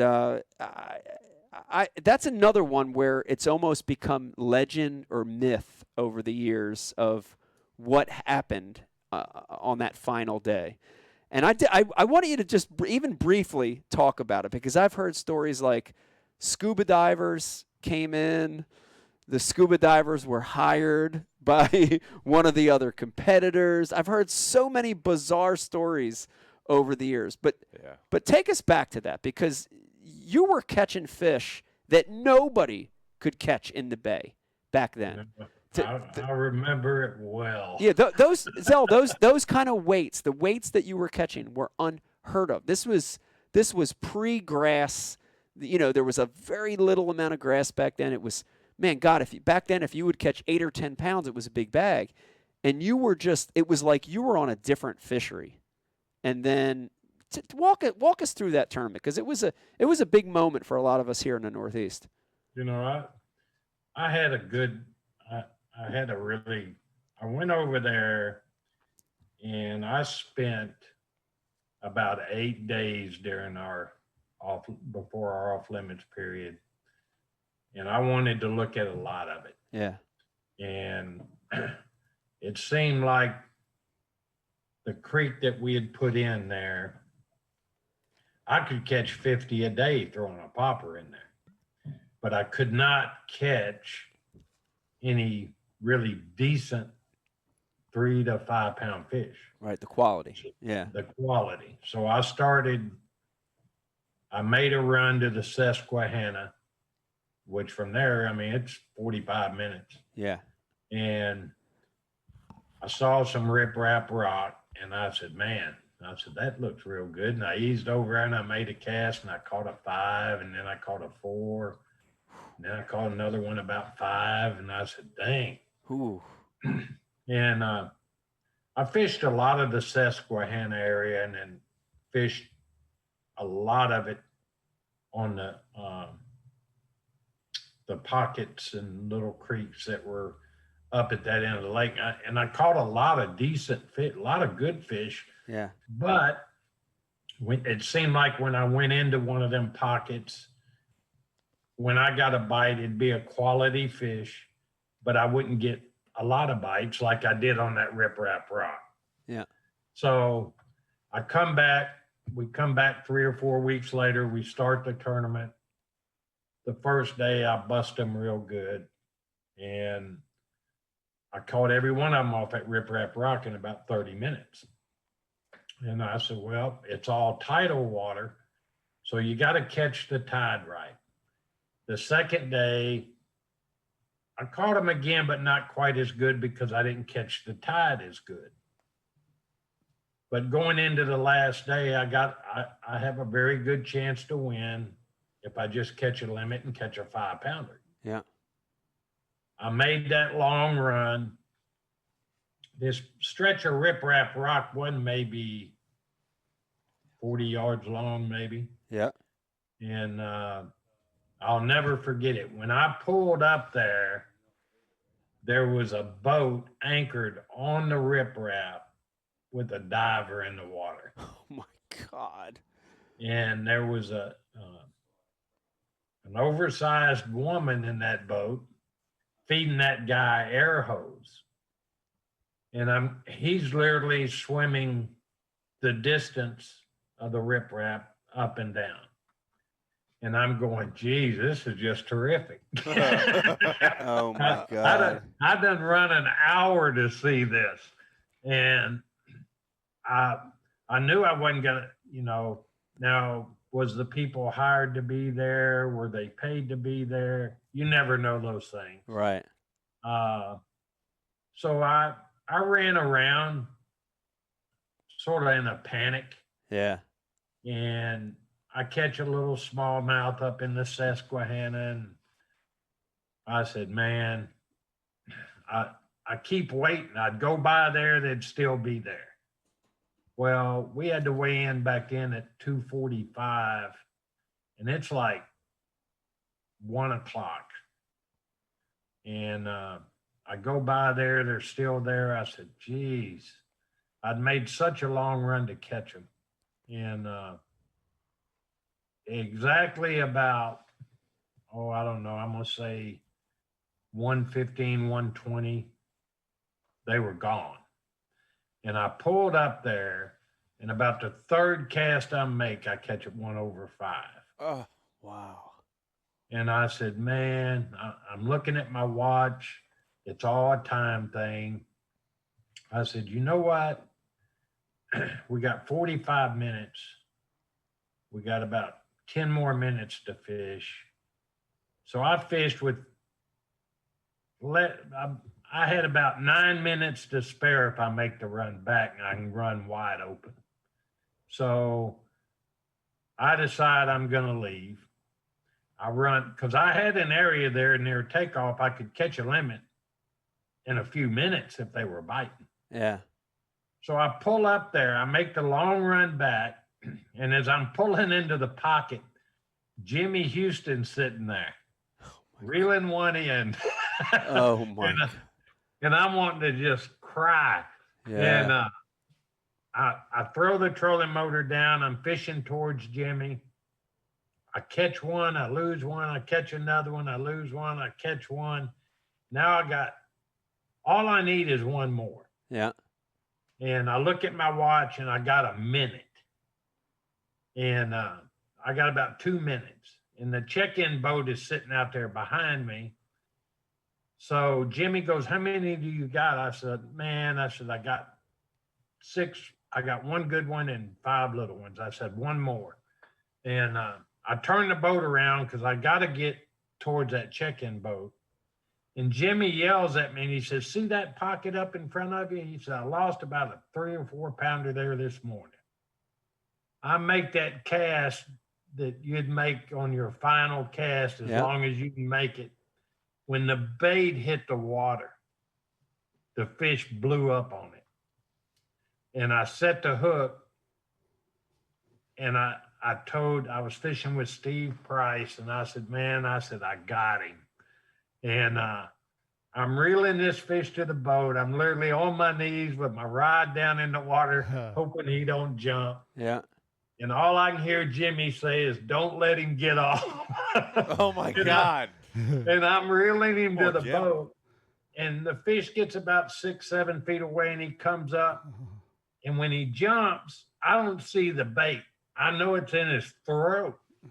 And I said, I said it again. I said, I got him. And when all of a sudden the bait floated up. Oh man, you could have taken all the gas out of my car, and I would have walked 50 miles and felt better. Oh, but my God. when that fish come off, I knew right then that was my chance. Yeah. And I'm watching the weigh in, and I'll never forget it as long as I live. Rick Klein walked up beside me. He put his arm around me and he says, he said, you're one of the best that there's ever going to be. And he said, you'll get another chance one day. And oh man, it was it'd be like you, Mike, knowing that if this fish measures like with Jim Bitter. Yeah. Remember that? Oh yeah. Yeah. He measures the fish on the deck and it goes out. Yeah. It cost him winning. Yeah. And he'll never forget that. And I'll never forget. Yeah. I'll never forget that scuba diver sitting on that rock. Yeah. I'm like angry for you, man. I know. And here's the thing. We've all had that happen, right? We've all had that moment happen. It's just varying degrees of tournaments. Yeah. Like I had a big one throw my a big one on Three Rivers in Pittsburgh at the FLW Championship. Oof. Big one being a 13-incher. Right. And I only weighed 4 that day, and it cost me that tournament. I lost by 3 ounces to Hackney. So we've all had that moment. But for it to go down like that with this, like how freaking, you know what I mean? Like just crazy. On a positive note, Zell, I want to tell you this, though. That area you fished, to this day, is known as Zell's Marina, that marina there. There's been a lot of money won on that riprap and in that marina over the years. That's known as Zell's Not Marina. a single scuba diver. Not a since. single scuba diver since. Never once. Never saw him. But the other thing I want to say is that you really, that tournament, you influenced so many people watching, and especially for us up here in the Northeast. Yeah. And you aspired us to keep continuing in the sport. So thank you for that tournament. Thank you for your career. Holy shit, man. You've affected so many people in a positive way. It's hard to even talk about it because a lot of us are doing what we're doing. I'm in the sport that I love because of watching guys like you over the years, and I can't thank you enough for it, man. Oh man, it's been an honor to be able to watch guys like yourself come into the sport and be so successful. It makes me feel good that you did good. And you've taken and I'm saying this true from the heart. There's not that many guys out there today that could even help you carry a tackle box because of what you've done in this sport and all the good you've given it. And I'm dying to know one thing. Yes. Yeah. I want to know what you're going to fish next year. Oh, darn it. I flipped the script. Why does this always happen? Get him, Zell. Now, let me ask you something. Did you qualified to fish the Toyota Series? As a matter of fact, I got two questions for you. Okay. And you qualified to fish the Elites, which, if I know you, I'm going to say you'll probably go fish the Elites just to do it one more time because I would love that opportunity. Yeah. And I miss the people. Yeah. Because that's where I grew up, was over there. And, Yeah. Somebody asked me, but you'll probably make my mind up what I decide to fish in 2022. Oh. Because I got a question and I want to know what your true thought is. Yeah. Because we've all faced this before. Yeah. But now it's in your generation. They have gone up. Major League Fishing's going up on the entry fees. Yeah. To $6,000 What? per tournament, Wow. and the payout is not going to change or has not changed to this point. Right. How do you feel about that? Whew. Yeah. They're all great questions, and I would echo what you said, which is there's something about being involved in an organization where it's what you knew, right? It's what you knew growing up. It's why you got involved in the sport, the people, right? And I'd be lying if I told you, Zell, that Bass, there's not something special at Bass there, right? There is. There is, right? There's something special. It built my career. I watched your career there. I wanted to fish professionally because of watching that organization and watching you guys as a kid. So there's something special there, and you can't deny that, right? Not taking anything away from MLF or the different formats, but I have a connection to Bass. I know you do. I think a lot of people do.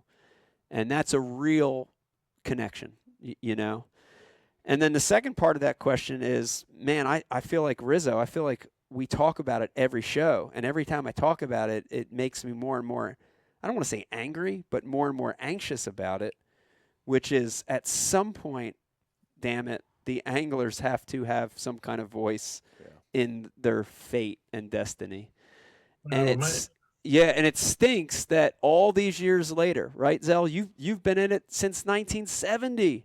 All these years later, we still don't have a say. Why isn't why are the entry fees going up and the payouts aren't? So why? The no entry fee league went from 0 to 6,000 in 4 years. Yes, it Yeah. did. That's not. And- That's You know, bad. it- That's not not. okay. That's not gradual. That's at all. bad. That's not okay. That's That's really bad. That's bait and switch as a mother. It's pretty well. Things have happened too. COVID's happened. I mean, I don't want to, Yeah. All right. but still, Maybe. you know what I mean, Zell? I wish at some point, like in my lifetime, I want to see the anglers be able to get some kind of power and say over their own destiny I and would, fate. you know, one of my biggest goals growing up, you don't think of it when you're younger, but as you get older, and you know, I get asked all the time, when are you going to retire? I said, is there an age for that? I mean, I still have the same passion Mike has Yeah. for it, okay? So if you're a professional angler and that's all you've ever done, there is no such thing as retirement. Yeah. There'll become a day where I sit there and I say, you know, it's time for me. Now, I'm not going to fish as many. Yeah. When COVID hit, I mean, sponsorship money it was going out the window faster than you could try to get something. Yeah. I lost a lot of sponsorship dollars. So I sit there and I said, what am I going to do? And my little brother, my baby brother, I think he prints $1 million bills. That's a nice thing to have.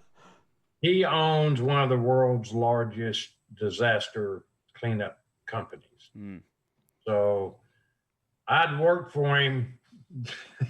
I worked for him, probably 10 years ago. And I said, nah, I'm going to end up killing you before I leave there.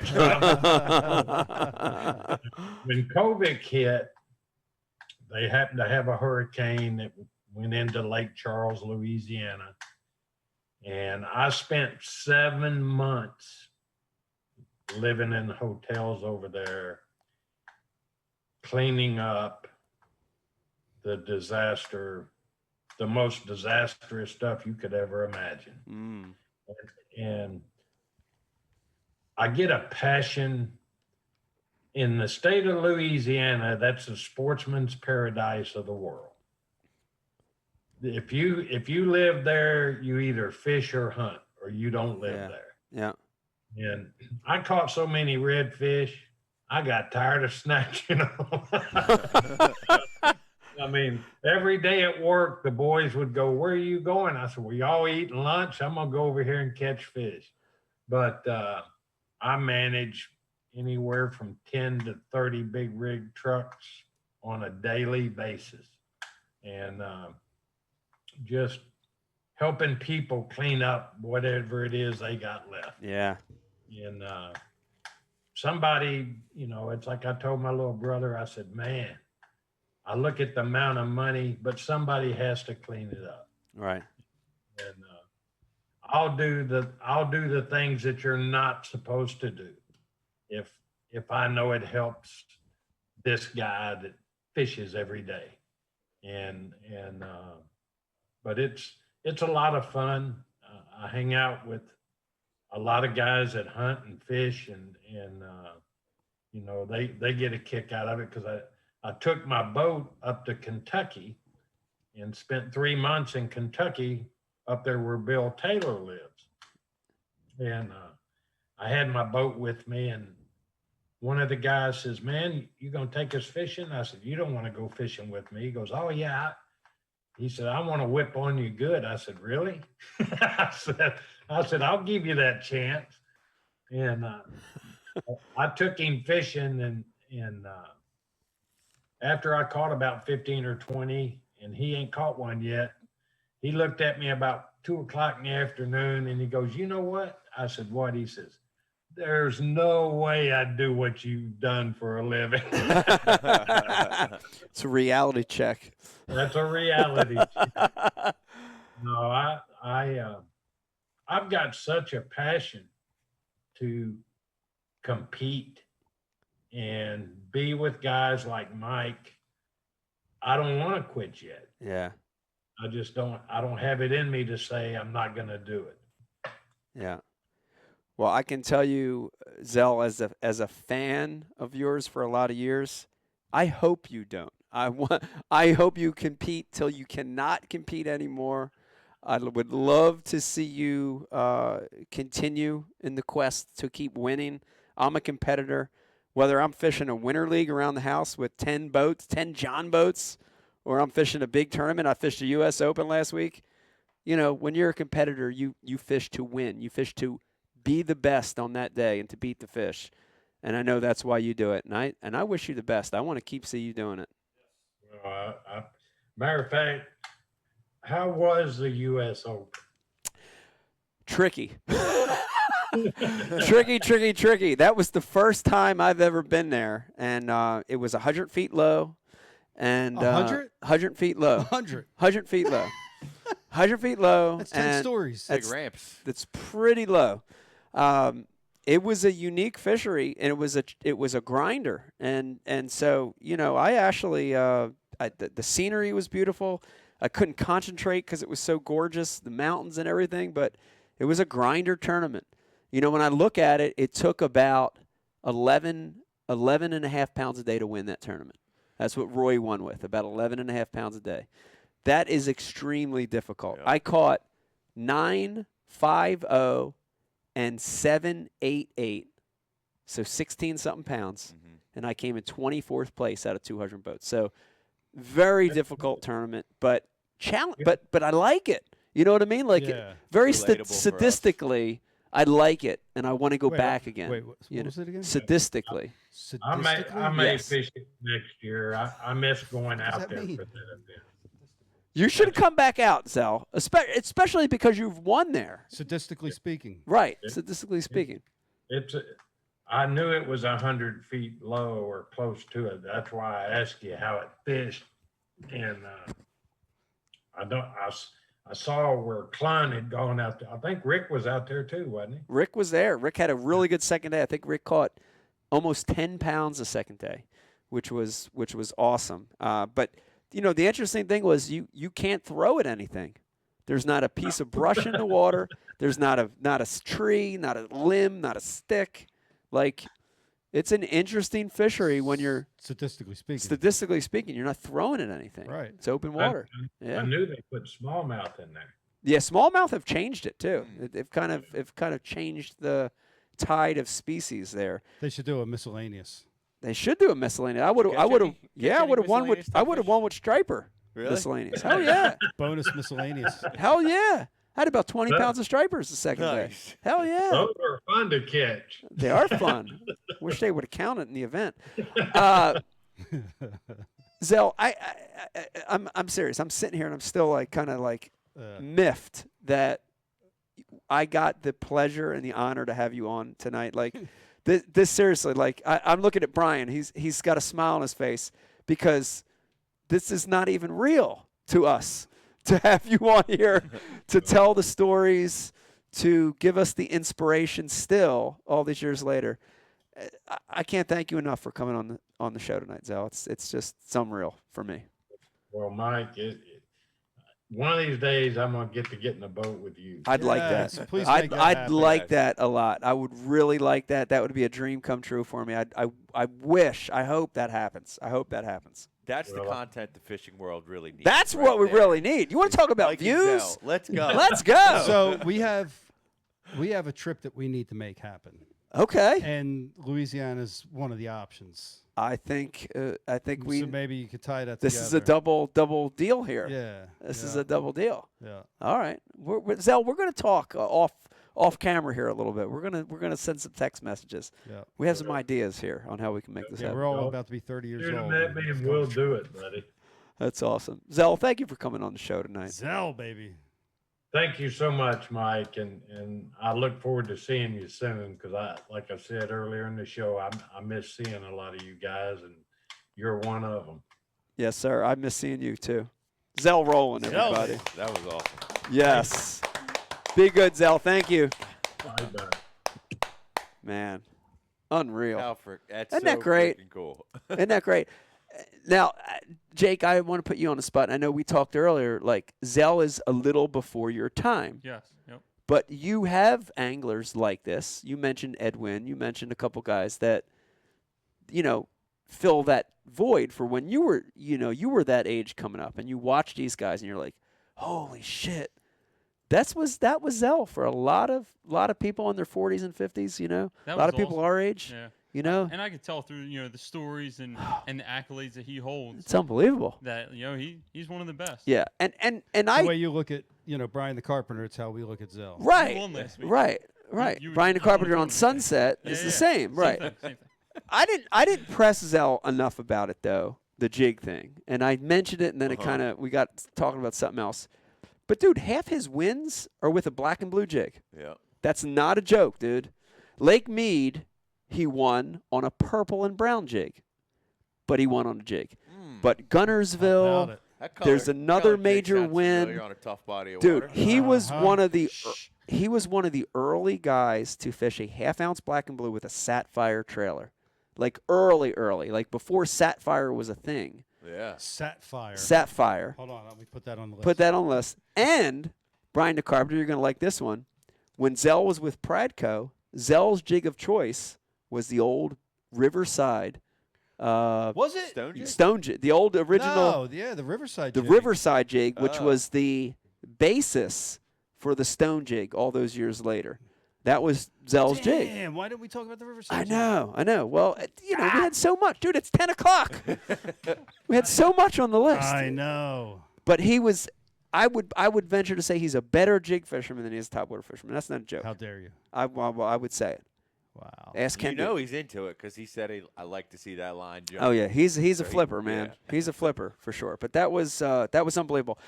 Man, if you're watching tonight, dude, I still I'm shook up a little bit because that was one of those interviews that's really groundbreaking. He is the GOAT of one of the GOATs of bass fishing. Really changed the sport, topwater fishing for sure.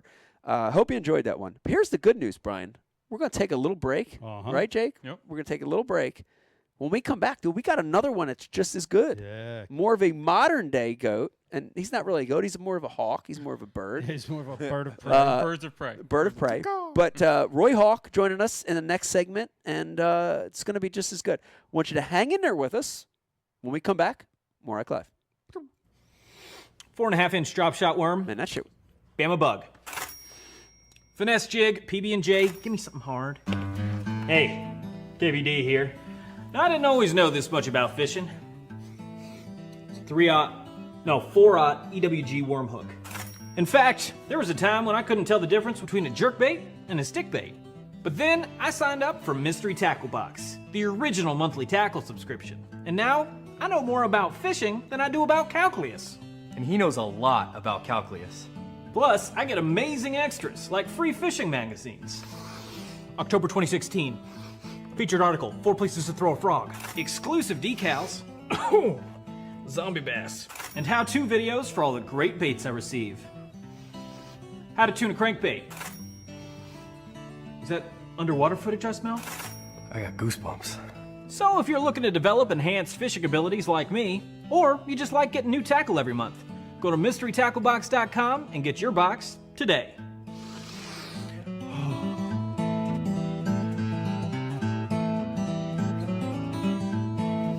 Ooh, live minnows. Is it lunchtime already? Nature's candy. Look at this stuff. That's one of the keys, this scent right here, right? It's not liquid. It's almost like a paste. And when you put that on that hard bait, this is on a Rapala X-Wrap, it just sort of coats it. And I love it because it stays on there. You know, I've used scents in the past where you put that scent on, 2 or 3 casts later, it's gone. You don't have it on there. This lasts 20, 30, 40 casts. Dude, the thing I love about this stuff, watch. I want you to watch this as Brian puts this on. Look at the material, right? You've got, we're using shad today, so it's got natural bits of shad in there. It's got enzymes, aminos. It's that sticky icky. It's that sticky. You know, if you know, you know. Yeah. Dude, no jig, nothing. Just liquid mayhem on a bare hook. Liquid mayhem. The bottle of liquid mayhem. You take pride in your boat, so it deserves the best protection possible. Our durable woven fabric prevents ripping and provides UV protection, and our tape seams provide protection against the elements. The heavy-duty shock cord hem and strap and buckle system provide a tight and secure fit. Our top-of-the-line boat covers come with a ventilation system to keep your boat free from mold buildup. Empire Covers, protecting what you love. This is your tackle. Not that kind of tackle. You use it to catch this, or this, or this. You also use this and that and these. This is your environment. So is this. You love it, live for it, but it will turn this into that.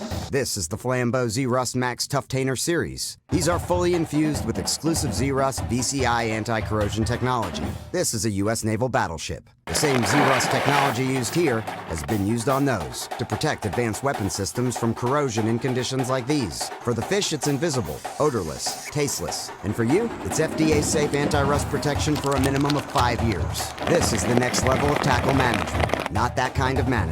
This is the Flambeau legacy of tackle systems. What's your tackle worth? It's more than who you are. It's who you're with. And it's more than what you do. It's where you do it. Tin Cup Mountain Whiskey. Four and a half. Everybody, cha cha cha. All right. Dude, the MPFL guys should roll that out for the first tournament of the year. Yeah. Have the guys walk out to that song. To little John. And Walk you can out get to little credit John. for it, Mike. I know. Should walk out to it. Want to welcome everybody back to a brand new Ike Live on this glorious Sunday. I hope you're having a good one. We are. Riz, you just said this is unreal, right? And we're not even halfway through the show yet. Nope. This is great. Nope. We've got a good one for you tonight, man. If you're listening, we just had Zell Rowland on. He is a goat of the sport. Definitely one of the top water masters. And, Brian, we got a modern goat coming on next in just a little bit. Roy Hawk, two-time U.S. Open champion. Two-time. Not one. You know how hard it is to win that, John? Dude, you know how hard it is to win that, John? Dude, I can't win a local. I can't win a local tournament. Unbelievable. Roy Hawk joining us in just a second. We're gonna find out. Yeah, I cannot wait to talk to him about not just what went down there, Brian, but a lot of other stuff. We got a lot of other stuff to talk to Roy about. It's going to be great. That's right. Let me remind you, Rizzo, what's the deal with this giant freaking bag here? I think it's getting heavier. It's getting heavy. It was 22.78. Now it's like 23. Yeah. What's the deal with this thing? What do people need to do here? Guys, all you got to do if you watch it tonight's show on Facebook, simply like and share the feed. You're going to get entered in to win our prestigious Ike Live gift bag. That thing's loaded up with all the awesome sponsors that we work with. This, that, and the it third. can be yours. Yeah, just like and share tonight's show. Why wouldn't you? It's been a great show. Yeah, like and share the feed on Facebook. That's all you got to do. All this could be yours. All this could be yours. Brian the Carpenter, a lot of cool facts that came out of that last conversation. Yes. Zell was the originator of the Super Spook. Never knew that one. That's right. That was a great one. Yeah. He would be great on BU Live. You want to keep in touch with Zell. I think that'd be a good BU I Live would like guest to have too. him on a show again. I could see him breaking it down Maybe too. Pete will make that one. Yeah. shout out to Pete, Sleepy Pete. Shout out to Sleepy Pete. Yeah. He's resting up. Pete's favorite sleep. Post-spawn Pete's favorite sleep. Pre-Goby Pete. Pre-Groby Pete's posted up right now on the pillow. You know, trying to get a little rest. He'll get to his favorite Wawa like 11 a.m. tomorrow because he's sleeping in. He's going to get there really late. I hope you're having a great Sunday night. We got a guest coming up, Brian, that is really, he's a great dude, but he's a hell of a fisherman. You want the proof to that? Two-time win on one of the most challenging fisheries, I would say. I fished a lot of really tough ones. Delaware River, Pittsburgh, Ohio River. Put all those in a list. Rainbow, Parvin, Delaware. Real quick, before we bring him on, because I kind of want to get some context of like what Lake Mead is like. It was 100 feet low. 100 feet low. You're casting. They got 100 feet to give. Yeah. What the fuck are you fishing? So 100 feet low. But the interesting thing, like when I got there and I stayed crystal clear, right? Crystal clear in a majority of the lake. And when I got there, I saw people looking around like weirded out, guys, because I stayed at the marina on houseboat. A lot of other fishermen looking around like, oh, this sucks. This is fucking horrible. This is terrible. Look. But I didn't know any better. Right. To me, besides the big, giant dry spot, because you can see the watermark on the cliff, right? Besides knowing that at one time water was there, I didn't know any better. Right. That's right. You know what I mean? Fresh. What do I know? I don't know any better. No history. So, but there is submergent grass everywhere, and that's new. Really? That's new. And it's not, we'll ask Roy, it's not hydrilla. It looks like hydrilla, but it's not hydrilla. But a spiny grass. Chronic? Chronic. California Cali chronic. chronic. Anywhere where the bank is flatter, it grew. The entire lake. Okay. So, when I get there, my first thought is, I've never been here. I got 4 days. Right. So what I thought was going to be a strength might have been a weak point, which is I tried to look at the whole lake in 4 days. In hindsight, I regret that a little bit, right? I probably should have maybe focused, but I didn't know any better. So I wanted to see what was where, how it was laid out. Where the nudie coves were. Where the nudie coves were, I wanted to see how it was laid out. But for the most part, dude, you were fishing stuff like rock change, where it was gravel and you all of a sudden it would go to chunk bigger rock, or it would go from bluff to flatter rock, or you were fishing that kind of stuff, and then it was like running a pattern, right? Are they on points? Are they in pockets? Was it patternable? Very, very patternable. No shit. Okay. But the trickiest thing for me, and this is again, I cannot wait to get Roy on to talk to him about it. The trickiest thing for me is they were very bait oriented still, right? Okay. They were almost like wolves roaming with bait. When they get like that, it's like, how do you follow them? Yeah. And it was like every minute of every day it changed because the fish were roaming with the bait. Yeah. It's a very difficult thing to fish. But anyway. Yeah. Let's get the champ on. I don't know crap. That was my first time there. We're about to find out how it really went down. Learn today. I am so excited to have him on. Brian, is this the first time Roy's been on the show officially? This is the first time Roy has been on. Right. Right. This is second Hawk. Right. Second Hawk. We're gonna First one was Tony. We're gonna bust his balls about that in a little bit too. First time officially on Ike Live, 2-time U.S. Open champion, Roy Hawk. Joining us on the show tonight. Roy! Where's Roy? I thought you said Roy's on. Where is he? What? Oh, there he goes. Hello? Is that him? Is this the Mr. Mike Iaconelli show? Roy, what's up, man? Thing. This thing's giant, bro. Look how big that thing is. Let me get it back here. Dude, look at it. It's like dude, it's like the Stanley Cup. I know, it's giant. I stood my grandson up next to it the other day, and he was taller than it, just by an inch, What it's crazy. What a great trophy. What a great trophy. A good trophy for a great tournament, for a great win. First thing, Roy, congratulations, dude. Jesus. Thank you. That was insane. It was insane. I almost you know where one of these would look good? Where's that? Right behind your head. I right know. up there. I know. Well, here's the thing. So you guys out west that have fished it for years, right?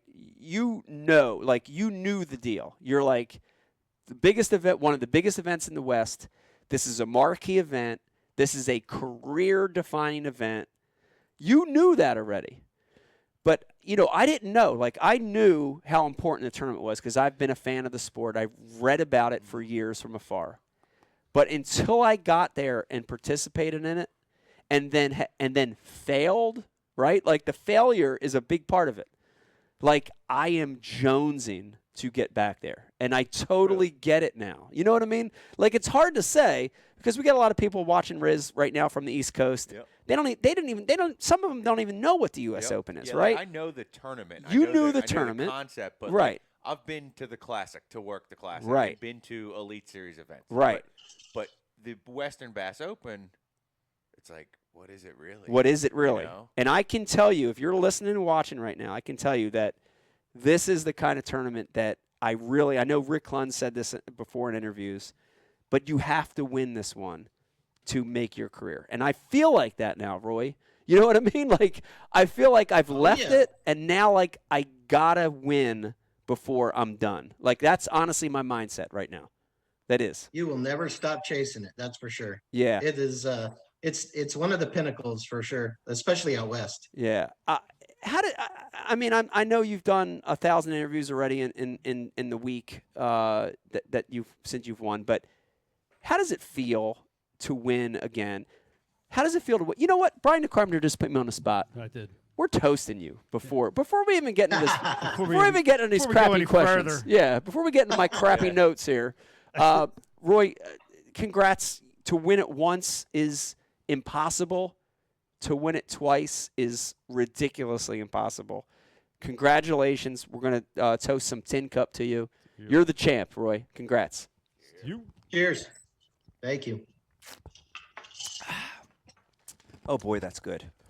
Oh, I just got warm all of a sudden. Get you tuned up. Wow. I just had a wave of warmth. I'm ready to get canceled. Traveled over me. Let's go. Man, that was so that felt so good. I actually lost my train of thought. Yes. I don't know how that happens. I want to get back to the tournament. How does it feel? Because I know what it feels like to win an event, but I feel like this one's got to be extra special because it's like, you know, to win a second time is almost like it wasn't an accident, right? It's almost like, look, I belong here. I work hard. You know, it's got to feel good, man. It's got to feel good. I still see you smiling. It's got to feel good. Oh yeah, it's this one was a little bit sweeter, just because I don't know. For one, it's number 2, and then I don't know. There was just something about the approach I had for this specific one that was totally different than any approach I've ever done on Lake Mead, as far as I can remember. Yeah. And especially for any U.S. Open. And it took such a, I don't know. When I was done, I was completely spent. Yeah. You know, when I got home and woke up the next day, I had no idea where I even was. You know what I mean? It was. You were wiped. I was completely. Yeah, I was wiped, dude. Yeah. I put every bit of it out there I possibly could, mainly mentally, not so much physically in Right. this one. Compared to the years past, it was a physical toll. You Yeah. know, riding waves and trying to outcast everybody, and Yeah. it's physically demanding. But this particular one, it was more just mentally demanding for me personally. Explain that to people because I think that's a big one. Like I'm looking at Riz right now, and Riz is shaking his head because he's a fish head. He's a tournament guy. Yeah. And if you're a hardcore tournament guy, you understand that mental fatigue, right? You understand that. But we got a lot of people watching and listening right now that aren't hardcore tournament guys. Explain that. Why was it such a mental challenge? Your mind is just clicking so hard. And for me personally, you know, I have a inner side that wants to go run around and chase fish. You know what I mean? I mean, I've done very well at that lake, you know, running patterns and doing all that. And I had to just mentally focus on fishing individual rocks. You know what I'm saying? Yeah. Like lining up perfect casts and, you know, that type of thing. And just keeping so focused and keeping my inner self, my inner lion from going running around the lake. Yeah, you know, like stuff. I did. Well, it works very well there. I mean, that's how I won in the past. You know what I mean? And that's how I've done good in the past. Yeah. And so it was very demanding and very. You just had to. Every cast was so important. I mean, any given cast that went wrong could have cost me the tournament. It was such a fine line for what I was doing. Right. There's a lot of people listening to this right now, and they're like, you know, they're thinking, la la la la la, tough tournament. We fish tough tournaments too. But but Mead is a challenge. I mean, 200 boats on a place that gets beat up for 4 days, that changes, that has the wind blows 10. And there's 6-footers uncontrollably bouncing off walls out there. Like there's so many variables. Talk a little bit about that. Talk about what makes Mead more of a beast than any other tough fishery out there. Oh, it absolutely is. I mean, the wind is a big key factor that tears that place up and tears up boats and breaks people's hearts. I mean, I broke engines off there, and I've not made weigh-ins with winning bags. I mean, all kinds of stuff. And then just you know, we used to fish it, you know, like September, August, or even July at times, and it is a scorcher. Yeah. I mean, I think one U.S. Open, the first day we put 8 people in the hospital. You know what I mean? Shit. Just It is a brutal lifestyle out there. Yeah, that's crazy. The mindset that you had was a winning mindset, and I do want to get into that, and I want to get into that for our viewers and listeners, and I want to get it into it for me personally because it's such a cool thing to watch someone do that flawlessly. Brian the Carpenter, go ahead and bust my balls for a second. I can't slow down. I can't slow down. Nope. Talk about it real quick. I want you to put me on the spot. I can't do what Roy did in that tournament. When Mike power pulls down, the poles come back up before the cast comes out. Not one cast. Right. Yeah. I can't do it. That's not really the point. That's right. It's not the point. But I want you to get into it a little bit to this point, and this is so interesting. Listen to this one, Riz.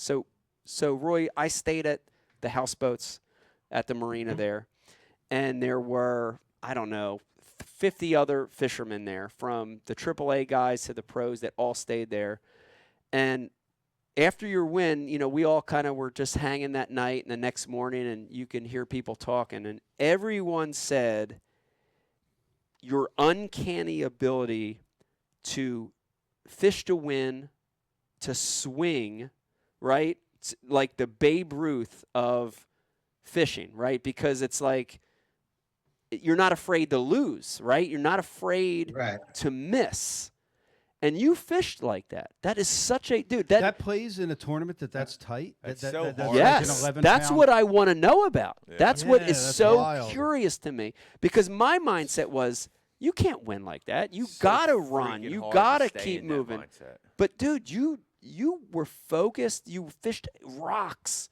Talk about that mindset, because I can't even wrap my hands around it right now. That mindset's what kills me on the Bass Pro Tour. Right. Where you can't go 10 minutes without getting bit, otherwise you're going to fall behind. Right. You know what I mean? So, but it's kind of the roots I grew up in a way. Usually I'm a lot more active, like where you were saying, usually if your power poles come down before the cast is ended, they're already coming back up. Yeah. And that's my normal approach for Lake Mead in general. I mean, it's covering a lot of ground, picking up a topwater, and I'll fish, 40 miles, of water, throughout the day, back and forth. So that's usually how I approach it. But this particular one, I just had an overwhelming feeling to focus in on one area, get very intimate with that one area, figure out exact single casts to make, and then mentally telling myself that it's going to be all right to do that, you know, and keeping myself calm was a lot of work and a challenge for me, for sure. Yeah. And, you go 2 hours without a single bite, and to stay there and stay focused and keep making that same cast or stay in that same area. I mean, I know the lake super good, and I know where to go get bites, and just to not go, pack it up and run away just because I haven't caught something in 2 hours, to just stay there. It was a milestone to me personally to be able to do that. Yeah. And really, I mean, I just had a strong conviction coming into the tournament. I mean, I wouldn't even allow myself to go anywhere else and practice. Right. And I haven't been there. I went there one time in the spring and fished a team tournament, but other than that, I haven't been to the lake or anything. Yeah. But I just had an overwhelming sense to stay there, figure it out, work on just specific casts, like to line up with and to make, that would produce a bigger fish, and it was crazy. My friends and stuff were like, dude, aren't you going to go practice somewhere else? You know what I mean? And I just kept making the same run basically for 3.5 days. Well, that bigger fish was the difference. We're looking at it right here. You had one close to 5. Yeah. Yeah. Each day I caught, the first day I caught 2 that were around 3 pounds. And then the second day I caught 2 over 3 as well. And then we had, mix of just small little keepers in there. I see a 487, no? Yeah, that ended up being the single biggest fish of the tournament. Wow. It made all the difference. That made yeah. So dude, let me tell you real quick. Let me step in and tell you, like, a 3-pounder on Lake Mead would be like, I would say it's like a 6-pounder anywhere else. I mean, that's how important it is. I had this is how tough it is. They pay 5 big fish spots each day. Yeah. On the first day, I weighed a 288 smallmouth, and I got 5th big fish on the first day. So that's how tough it is. Yeah. It's not easy. Why are they so small? Well, I don't think they're all small. I think there's giants there that are roaming and swimming, and they're out with the bait. But here's what I want to get back. Before we get to that, I want to get back to this. What made you, Roy, what gave you that conviction to stay in that spot? So that's the thing. As you were talking, my mind, like I'm thinking of, okay, I'm practicing, and something would have to happen to give me the conviction to stay and to focus. And was this like the first time that you've had this conviction? I mean, I know from prior tournaments you like the lower basin. I know you like the lower basin. But the lower basin's a big animal. But you had a tighter conviction than that. What gave you that conviction? It's hard to say for sure. Last year I finished second in that area. So I mean, that probably helped. I had a little bone to pick. Yeah. I knew the fish lived there, which, Vegas Wash, in general has some bigger fish, but it can be brutal. It can be really good, and it can be really, really tough. It's a fertile area. And, any creek that has shit flowing in the back of it is a good creek. Yeah. Yeah. Yeah. Yes. But I don't know. It's hard to say exactly. I believe God just put it on my heart, really, more than anything. Yeah. That's what I should do. And I just kind of lived in that the whole time and never really wavered from it. Hi, Becky. Becky waited for the best guest tonight to sit down. Hey, I was wondering where she was. Yeah, she was waiting for you, Roy. She wasn't interested in Zell. She was like, Zell, top water, big deal. Oh, whatever. Big pop R, jig fishing, who cares? No big deal. Man, y'all talking fishing? No, we're talking a little fishing. This is Ike Live. I know it's Ike Live, but this is important We don't stuff. talk fishing. No, we are. We got to talk a little fishing. Why? Why? He just won a second U.S. Open. I know. That is amazing. Good for you. That's a crazy tournament. That's impressive. It is a crazy tournament. It is crazy. And it's Becky, you need to do a shot for Roy. Congratulations too on your renewing the vows. Thank you. I know. We confuse the shit out of people, don't we? We do. We confuse Every them. time we post, it's like our 13th wedding. People are like, "You married someone got married 13 times." They think it's my 13th. Yeah. Like my face hasn't shown up 13th vow for renewal. 15 plus years that it wasn't me again. Yeah. It was fun. That was a fun deal. So yeah. wait, real quick. You're always just looking for another way to party, That's right. It is. It's an excuse to It's party. an excuse to celebrate. So how many was that? 13? That was the 13th wedding. So 12. 12 years, but the 13th. Yeah, right? Wedding. Renewal. How freaking fun is wedding. that? You guys got it too good. Too good. You gotta get your Look at Brian's face. Brian looks confused. We got married in 2009. Right? So I it's gotcha. 12, right? Right, Brian? Yeah. Probably. Yeah. That's a foot. Probably. Yeah. Anyway, real quick. Carry on. Let me tell this story let me tell this story real quick, then I want to get back to Lake Mead. But we all know how many ounces are in a pound. We do. I want to tell a story real quick. So 78. we convinced our two little kids to get into this madness of dressing up and this whole ridiculous thing of, we're getting Or else. Right, or else. We're renewing our vows under the Las Vegas sign by an Elvis impersonator. We're dressing up as two Marilyn Monroes and two Elvises, right? We convinced them of this. Real quick, you know what was amazing about that? What's that? When that happened is when Instagram and Facebook locked down. Oh yeah. And more than one person hit me up. Your picture, that one with you guys looking all crazy like that, was all that kept showing up on the feed. It was.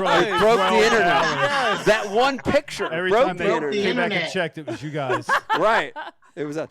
I broke the internet. Yeah, we broke the internet. But the funniest thing, and I'll never forget this, I'm so glad we do this every year because it always makes memories. But dude, we're staying at the Paris Hotel, and we're up on like the 13th, 14th floor. And we're all dressed up. And Stella and Vegas are borderline like, they're dressed. A little embarrassed. They're a little embarrassed. And we're like, no, it's no. It's Vegas. Don't worry. Just come on. Trust us. Dude, we are dressed. We are walking. They're already embarrassed at that age? Yeah. Oh, dude, we are walking through. We go We're down very embarrassing parents. We get on the elevator. First of all, there's another like 4 or 5 people in the elevator. Yeah. Not a word said. Not a word said. We come down the elevator. We get onto the hotel floor at the Paris. Dude, packed. Like people playing slots at the bars and shops. Yeah. And we're just walking. I'm drinking a beer. We're just strutting to head to our limo. Dude, nobody says anything. Nobody bats an eye at us. It's like normal. It's like nobody even cares. You can't shake anybody these days. Dude, it's so great. And I'm just watching Vegas, and he's like, looking around like, oh, somebody's nothing. Nobody gives a shit. It's so great. I'm like, yes, this is perfect. The best part you is can see anything in Vegas. Anything. Yeah. The best part is when it was all said and done, the two of them, they were like, Elvis, can I get a picture with you? Like they both wanted a picture with Elvis. Like he was like the real Elvis celebrity. The real or Elvis. something. Yeah, he was the real. Well, he was close to being the real Elvis. Yeah. All right, where were we? I do want to get back to this. So it's interesting. I think let me ask you this a different way. We have a lot of people watching tonight that are specifically tuning in for this, that are West Coast guys, because they want to know. I'm just going to ask the question that they are thinking. How do you win the U.S. Open on Lake Mead? How do you win it? What's your opinion? Catch more and bigger fish than everybody else. More and bigger fish than everyone else. Well, just bigger. At least 5 a day and bigger than everybody else's. But no, every year I think you have to assess it each year. I mean, typically, I do like what you did, basically. Right. I cover a ton of water in the lake, and I had to, right? I had to. Yeah, I've never been there. Yeah. Yep. Yeah. Absolutely. Even though I've been there a ton of times, I mean, still that's my normal approach, and I've won that way as well. Yeah. And won other tournaments that way, covering a ton of water and figuring out where the best bites are and the best patterns and being able to, it's an unbelievable, great, positive, like pattern type of lake. I mean, it's just, it is. Yeah. It is an awesome pattern lake. And, generally that can be a really key player. If you look at, like I won in the Vegas Wash area, if you look back at all the wins of the U.S. Open, they've been won in all different arms of the lake, out in the middle. They've been won drop shots, spinner baits, top water. Back in the days when we had flooded wood, flipping. Guys have won it in 40 or 50 feet of water. Guys have won it in 2 feet of water. And so really, I mean, you gotta, what I did this year doesn't really showcase this, but you really do have to assess everything typically there and get a real good feel for it, and then just dive in for something, but still keep an open mind to be able to, as the conditions change, you got to be able to adapt to that. If the wind comes up, whatnot, whatever it might be. Yeah. It changes every second typically. Man, what a grinder. What a grinder. I would definitely put that in my top 5, Brian Carpenter, of toughest tournaments I've ever fished. For sure. Yeah. That would be in my top. I'd as put far as like lack of getting bites or just the size? Just grind. Just the grind. Not even the fish, just the grind aspect of it. I'd put it there with Pittsburgh, Ohio River, Delaware River. Very, very grind. How many bites you get a day? I was getting a lot of bites, but again, I'm listening to what Roy's saying, because I want to win this one year. I think my downfall was I fished MLF style, because I actually got like 13 to 15 keeper bites. I was catching 13 to 15 keepers a day. Roy, how many keepers a day did you catch? Between me and my co-angler, we caught 5 the first day and 6 the second day. Exactly. You see this it? is a team deal, right? Team deal. Yeah. Team deal. It's cool format, Rich. Real cool. It is a cool format. Yeah. Real quick, getting back to how to win the U.S. Open. Yeah. A lot of times it comes down to using that co-angler as a tool. They're an extra rod in your boat, and being able to work with them. They are your best friend for 8 hours. Yeah. And how you guys work together and being able to capitalize on opportunities that you both have makes a huge difference. Yeah, real quick. Why don't we, Roy? We'll split the duty here. If you're watching and listening right now, and you're saying, "What are you talking about?" The co-angler, you're fishing against that guy. You're trying to block him. This is very unique, because in this event, the AAA, the co-angler, the rider, is your partner. Talk about that, Roy. How does that lay out in this particular event in the U.S. Open? overall, like you wouldn't want a whole circuit necessarily like this, you know what I mean? But for 1 or 2 events a year, it's really, really cool. And it makes a special, I mean, someone can come out and draw Mike Iaconelli and you guys become a team for the day where you're trying to catch your 5 best fish combined. So you got someone like Mike Iaconelli that's willing to help you, give you baits, you know, whatever. He's just as happy to net your fish as you are to net his fish. And it's just a unique format that it really creates a unique bond between you and your AAA each day. And I've met friends that have been my friends for, you know, a lifetime after that. Yeah. So it's a special deal. It's a real special deal. Dude, it's a lot of fun. It's awesome.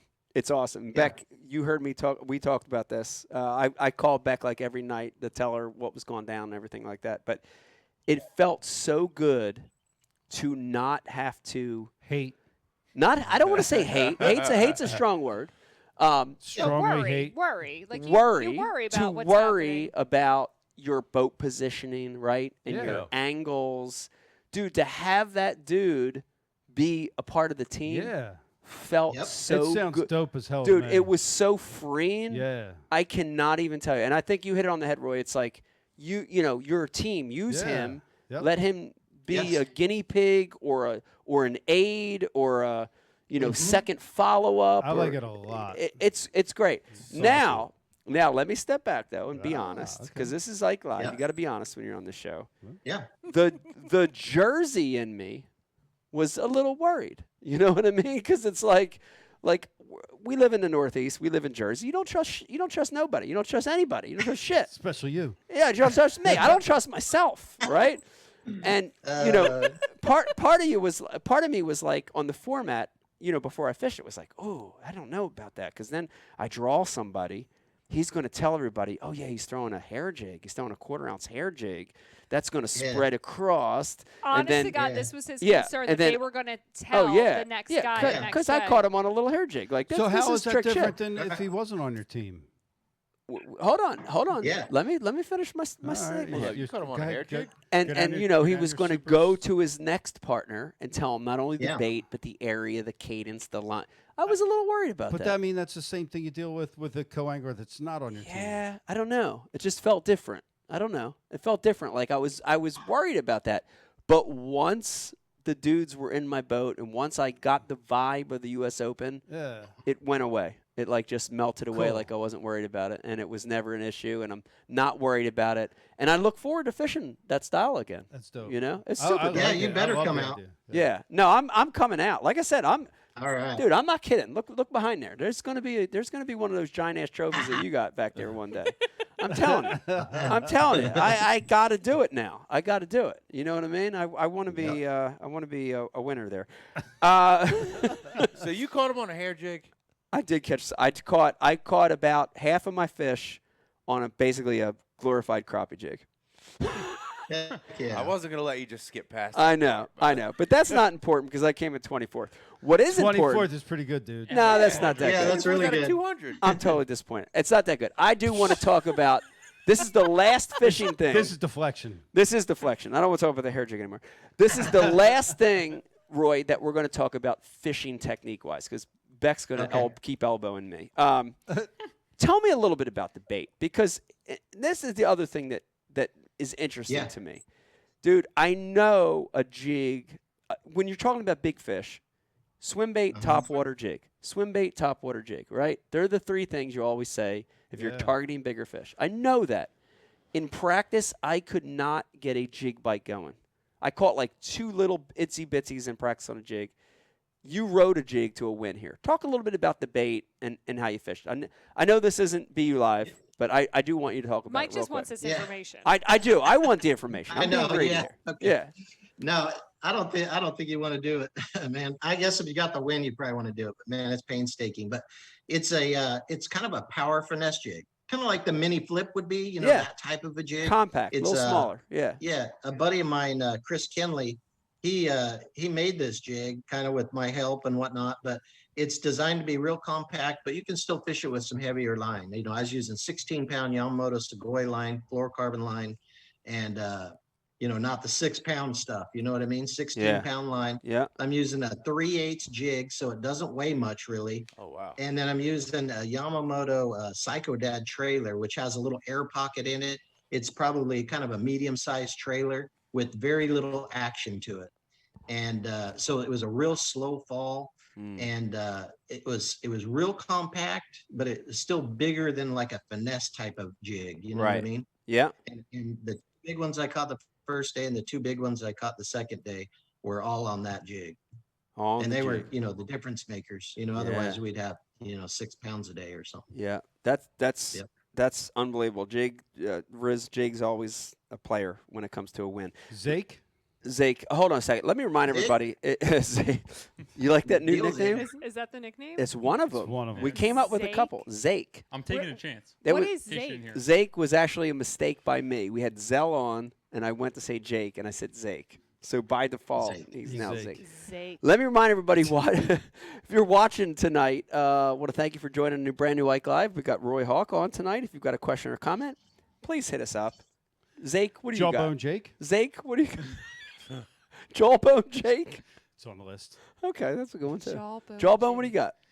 I got Tony Warren on Facebook, and he was one of Roy's co-anglers the first day. Ooh. Then he fished with Rusty, who was leading on the second day. So he won. He's the winner of the co-angler side then. If he right? And No. Is that correct?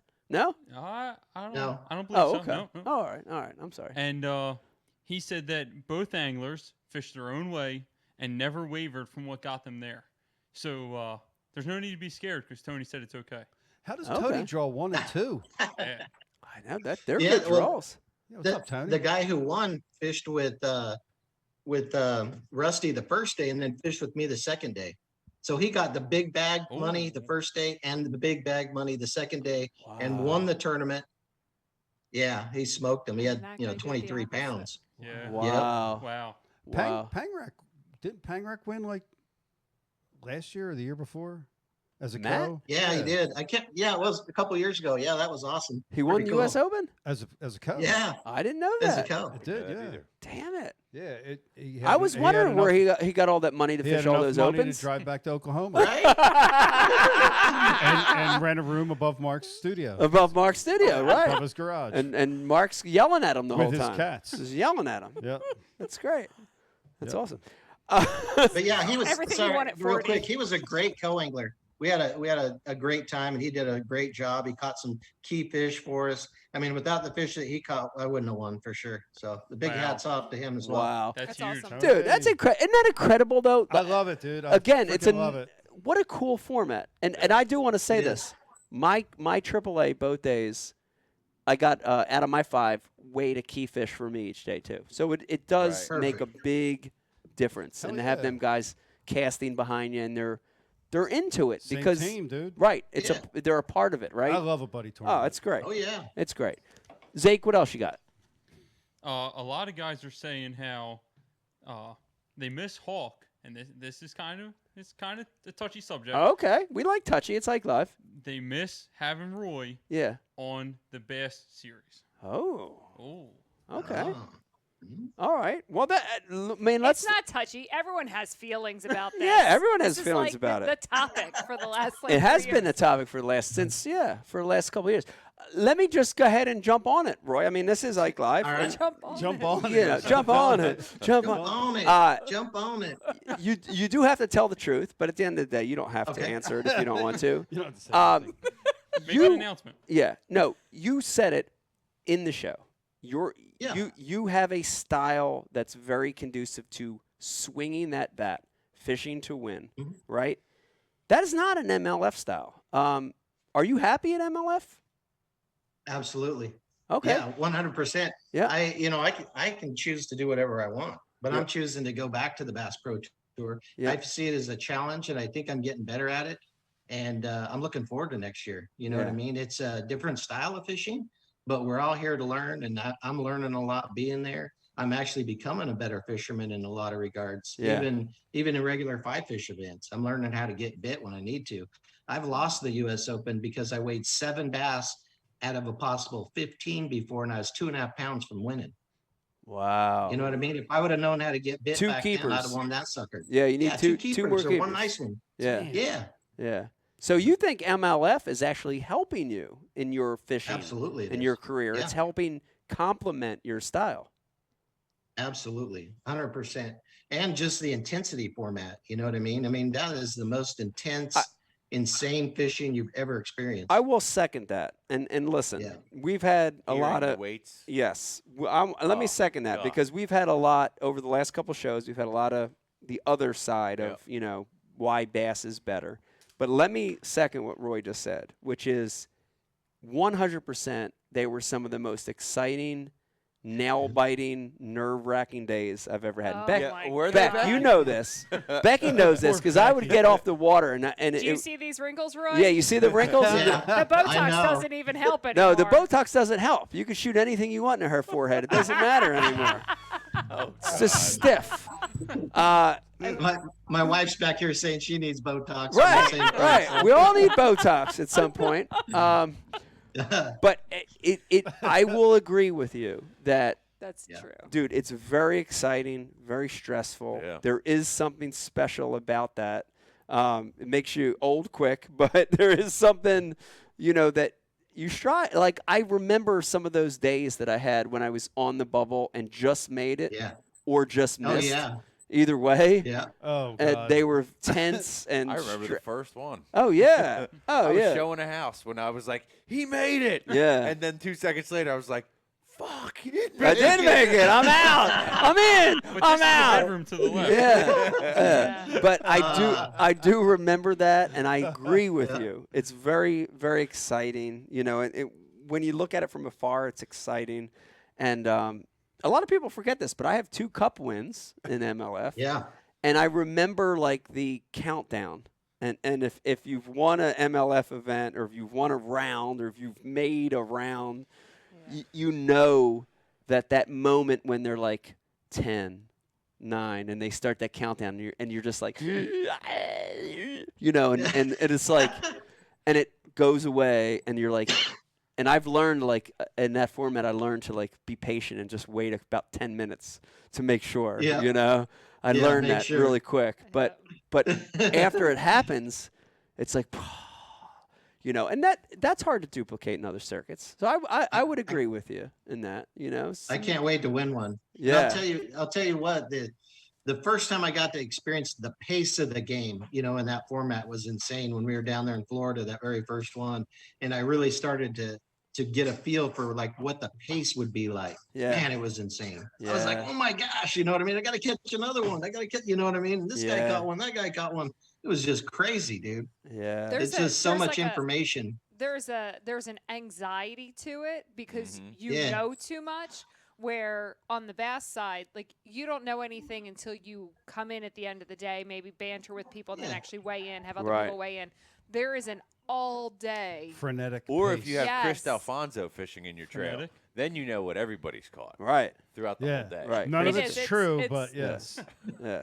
Yeah. I have to say this year was fabulous because they don't report on the Opens or the Toyota Series. Yeah. So Yeah. I got my days back. Yeah, Beck didn't give a shit. Nobody cared. I was fishing no. the Opens in Toyota Series. Nobody cared about anything. It was beautiful. Chris is I'll like, see you weigh in. Nobody cared. I was just out there. It's like fishing a club derby. Nobody gave a shit Chris about is it. like score tracker, but it's all bullshit. Right. Oh, Chris Alfonso. Yeah, right? Right, Yeah. Rich? Yeah, oh yeah, pretty Yeah. much. Pretty much. Roy, I want to put you on the spot on something else too, and I'm going to say this without. I won't give any other names because I don't want to get us. I want to get us in trouble. But oh God! Do you notice how he looked at we me? go. So we're about this. Is no, I'm not okay. getting anybody in trouble on this one because I won't say any of the other names. But I'm trying to figure out the right way to say this. But like when Yeah, this is gonna be fun. I know. I'm so worried. No. This is good. This is good. It's good. Roy, when It's never good when you say no. This is good. I know. Roy, when we first met, my first couple interactions with you, it's hard it's hard to describe this. I'm going to try to describe it. If you're watching and listening to this right now, and you're from the Northeast, if you're from New Jersey or Pennsylvania or New York, you know exactly what the hell I'm talking about. If you're from other parts of the country, you might not understand this as well. But my first couple interactions with you, I immediately knew that you were a good dude? Like immediately. Like I don't know how to put it. Riz, how do you put it? When you're born in this area, you read people fucking instantly. Yeah. Did he curse or something? Why was he okay? No, he didn't curse. No, I just read it. Like I could tell that Roy was a good dude. Instantly. Roy has a kind face. That probably helps, but it was instantaneous. I knew That's you what didn't. my mother says. No, I'm serious. I knew that you didn't have a malicious bad bone in your body. You were a good dude. Like I knew like that. Like I'd say like the second interaction. I knew, and like a lot of dudes that I've been around in this fishing industry, bass, MLF. I'm talking about other anglers, right? Right. Your initial interaction. You're like, oh fuck, no. Like, it's Spidey sense. Oh, and Beck, you've got it. If you're living in Roy, if you live in the Northeast, you're born with Spidey sense, dude. Like I've met dudes that on paper I know what you're saying, right? Like on paper at the MLF tour, these are like just regular good dudes. Like you look at the names, like good dude, good dude. Common, doesn't get excited. He's just even keeled. No, oh hell no. Wait, what? I met the dude, and I'm like, oh no, that's the dude you got to watch out for. No, That's hell the no. dude He that would goes stab your ass in the back the instant you turn your back. You're not like that, dude. I'm just saying. You're not that guy. You're not that guy, and I've heard it from like people know, like.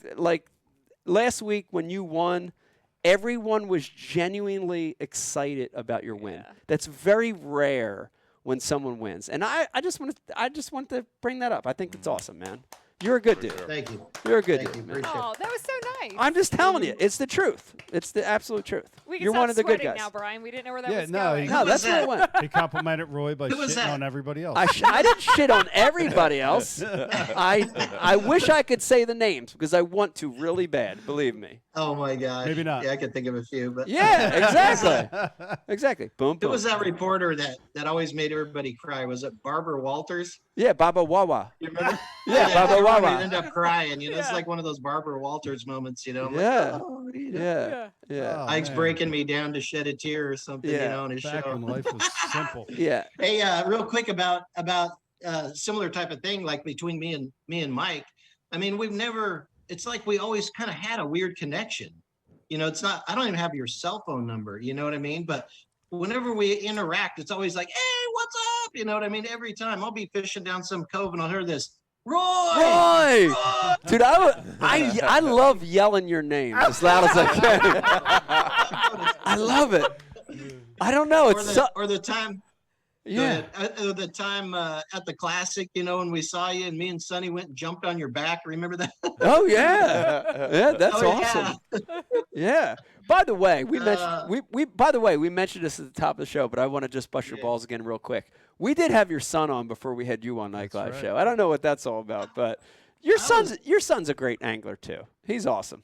Oh, he's awesome. Yeah, he actually did pretty good in that tournament too. That was his first crack at fishing the U.S. Open as a pro, and he was a couple pounds away from a check. So he's stoked with that, and he got a real good feel for what I've been talking about forever. About how to fish the U.S. Open and what it is.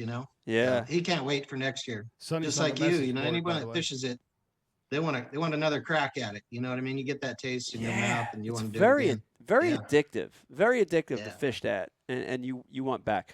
Beck, I told you before that I want you to come out. You got to see even just describe the settings, Roy, because you've been back east. You fished everything back here. It is a magical place with it is the way it's laid out. Talk a little bit about that for people that don't know Lake Mead. What makes it special? Well, I mean, it's so arid there. I mean, it is like and seemingly it's just desolate. Yeah. But when you at closer look, it's got so much beauty. And when you think there's nothing alive, all of a sudden there is something alive. Between like a bighorn sheep or a donkey or a hawk flying in the air, or ospreys or whatnot. It's wild. I mean, it is one of the wildest places you'll ever bass fish. Yeah. There's no like houses around there. There's hardly anything. It's just wild desert terrain, big giant cliffs, vertical cliffs and sandy beaches and crystal blue water. I mean, it's just a unique fishery. You don't see anything like it. The closest thing would be like Powell, I guess, you know what I mean, which is a whole different type of similar, you know. You can go there in the off season and drive around, you won't see anybody. Like nobody. It's or crazy. you know what I mean? Just I said it's this. amazing. I said this before, but I actually the first full day of practice and probably like the next half day of practice, I was having a hard time even fishing. Like, I'm not kidding.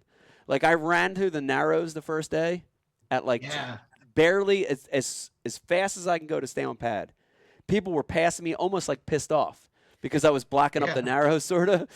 But I was just like in awe. And like that first day I would drop my trolling motor and it was hard for me to even think about fishing. It's just amazing, right? Right, because you drop your trolling motor and you're like, oh my God, like the vastness of it, you know? And like the best comparison I can give is like when you go to New York City. Yes. You know what I mean? Like looking up at the high rises. No, it sounds so weird, but I get it's it. the best analogy because like you go to New York and you're just like, there's nothing else like it. oh my God, you're like looking up and you're like, this is, well, you know, that was exactly like it. It was hard to concentrate. Awe-inspiring. Yeah. Roy, where are you from? Where'd you grow up? I was born in Carbondale, Illinois, and I grew up in Salt Lake City, Utah from 5 till, I don't know, about 10 years ago, I moved to Lake Havasu. Okay. Yeah. I spent a year in Elko, Nevada. Nice. Yeah. Was it good? Yeah, it was interesting. Senior year of high school. Yeah. Right on. Yeah. But I get it. Like I kind of miss the high desert plateaus and it was wild out there. Yeah. Dry as hell, bloody noses in the morning. You scratch your arm and it's like just scales. You don't have skin, you just have scales. Force MD concert. Force MD concert. Yeah, you're the only one there. Yeah, man. Thanks, Roy. That's funny. Mike set me up, man. Let's tell that story. Let me tell that story real tell quick. Your dumbass story. All right, so Roy, he moved to Elkton, whatever the fuck it is out there. Elkton, Maryland. Elkton, Maryland. Elko, Nevada. Elko, man. Nevada. He's Northeast out there. corner. Yeah, of he's out Nevada. there, and it was like the tail end of 89. it was in the 80s, and it was like hip hop was still there. It was like not original hip hop, but it was like the progression of hip hop. Brian's like, like NWA and all these other cool groups. Beastie Boys. Beastie Boys and, Public Run back to the East DMC, Coast, Public I'm like, Enemy. Mike, what's going on? What's going on? What do I got to buy? What's a cool concert? I'm like, well, what do you got out there? He's like, Brian's like, I got this concert coming. Force MDs. And Love is a House. And I'm like, oh, yeah, Force MDs. That's a good group. Is that like the flea market version? Yeah, of that's Run like DMC it's or like an something? R&B group. It's an R&B group. Okay. So Brian like buys a ticket like by himself, and he shows up, and he's the only white person there, and he gets there, and it's just like totally not the story. and it's like love. It's like love R&B, like love music, like. Why is Mike telling the story Jog about DMC. something he wasn't there for? And he completely got it wrong. What? Because I said, Mike, like who's, what do I got to buy? And he told me Force MDs. Force MDs, Love is so a I went House. and bought a cassette tape. I didn't go to no damn concert. I bought a cassette Oh my tape. God, he's so It's not even made a up the concert? whole story. Hey, just totally made up a bullshit story. I like the concert better. Roy, he's one of them guys you got to watch out for. You know what I'm saying? Like, talk about that initial. Yeah, he's that guy. All right, whatever, He's Brian. Full of shit. Quiet. Quiet, everyone. Just keep producing. Shut up. All right. Let me remind you, if you're watching and listening, this is an amazing Sunday. It was a cassette. It's like, tape. whatever. I don't You want to talk about it turned into anymore. a I like concert. concert an ideas. Half a step past an 8-track. Whatever. Concert's better. You're listening to a brand new Ike Live. We have Roy Hawk on, two-time, not one, but two-time U.S. Open champ. If you've got questions or comments, please send them We through. got Sunny Ridge on the What do we got? message What do we board. got? We got Sonny Hawk no. on the message board. Oh, what? Sunny Ridge Hawk. Uh-oh. Sonny wants to know, what is Roy's most fun victory and most impactful victory? Ah. Look at these very serious. That's a questions. serious question. Okay. Well, I would say one of my greatest, probably the single greatest fishing memory that I have, I'll throw it back at him, is when he won the Forest Wood Cup. He'll be the last reigning champion of the Forest Whip. Yes, we had him on the show also right after that. What a great win. Yeah. A little play on words. Sonny is forever reigning. That's true. How about He it? can't be taken down. That's right. Nope. And he stands with Brian Thrift as being the last reigning pro champion. Wow. So that puts a little pressure on you. You're going to have to win an MLF event this year, Roy. Because I have a feeling this is the last year it's going to be around. Ooh. Yeah. No, that was a joke. Come on, guys. I'm just joking. It's a joke. Look, That was a horrible No, it wasn't a horrible joke. I was just. Let him finish. All right. You made Roy drink. No. Yeah. But no, probably, I don't know, probably this one, is right up there for sure. I won an FLW series event when they had those. I won $100,000 at Lake Mead. And that wasn't long after I quit my job for the last time in 2007. I won that in May 2008. Wow. So that kind of solidified and made it make sense. You know what I mean? I wondered if I was going to starve to death or what. And getting that win was really big deal. And I dedicated that one to my mother. That's awesome. That's beautiful. That's probably the most impactful one, like for myself. Yeah. That's beautiful. Yeah. That's awesome. What was your job, Roy? What was that? What was your job? The last job I had, I worked for a good friend of mine's construction company. His name's Frank Young. Yeah. What were you and doing? before that, I basically just worked odd jobs throughout my whole life and whatever would give me the time to fish. So Sounds familiar. I worked in tackle stores and all kinds of stuff. Pointing at me? Yeah, you're almost there. Odd jobs? Yeah, odd odd jobs and jobs. won a tournament. How dare you? It's almost there. How dare you? It's all good. Yeah. I do want to say this real quick. You're in a rare category when it comes to a two-time winner, two-time U.S. Open champ. Not very many dudes have done that. Looking at some of the names here, Brian the Carpenter, give them to me. We got Byron Clun has won it. It's a unique group of They've won anglers. it twice, both of them? Well, Aaron's won it twice. Aaron's Three there. times. 3 times. Oh my God. Yep. That's got to make you feel good, and especially I wanted to say this real quick. I don't want to bring the mood down of the show, but we are all thinking about Aaron right now. Difficult time thinking about Aaron, but that's got to make this special too, because you're in a class there that's amazing. There will never be another Aaron, right? He was, he's one of the best in the world, and you're in that group. That's a pretty amazing thing, man. Yeah, man. That's a pretty it's amazing pretty thing. humbling for sure. Yeah. Yeah. Very, very humbling. It's really, it's cool though, man. I'm stoked for what it means, for my family and, the legacy that we leave behind. And, you always want to get better. And whenever you get a milestone like that, it always kind of stamps that time period. Like when you won the Classic, that'll forever be stamped there. You know what I mean? And when you look back at your life, you look at those key times, and this will be one of them. Yeah. I would agree with that.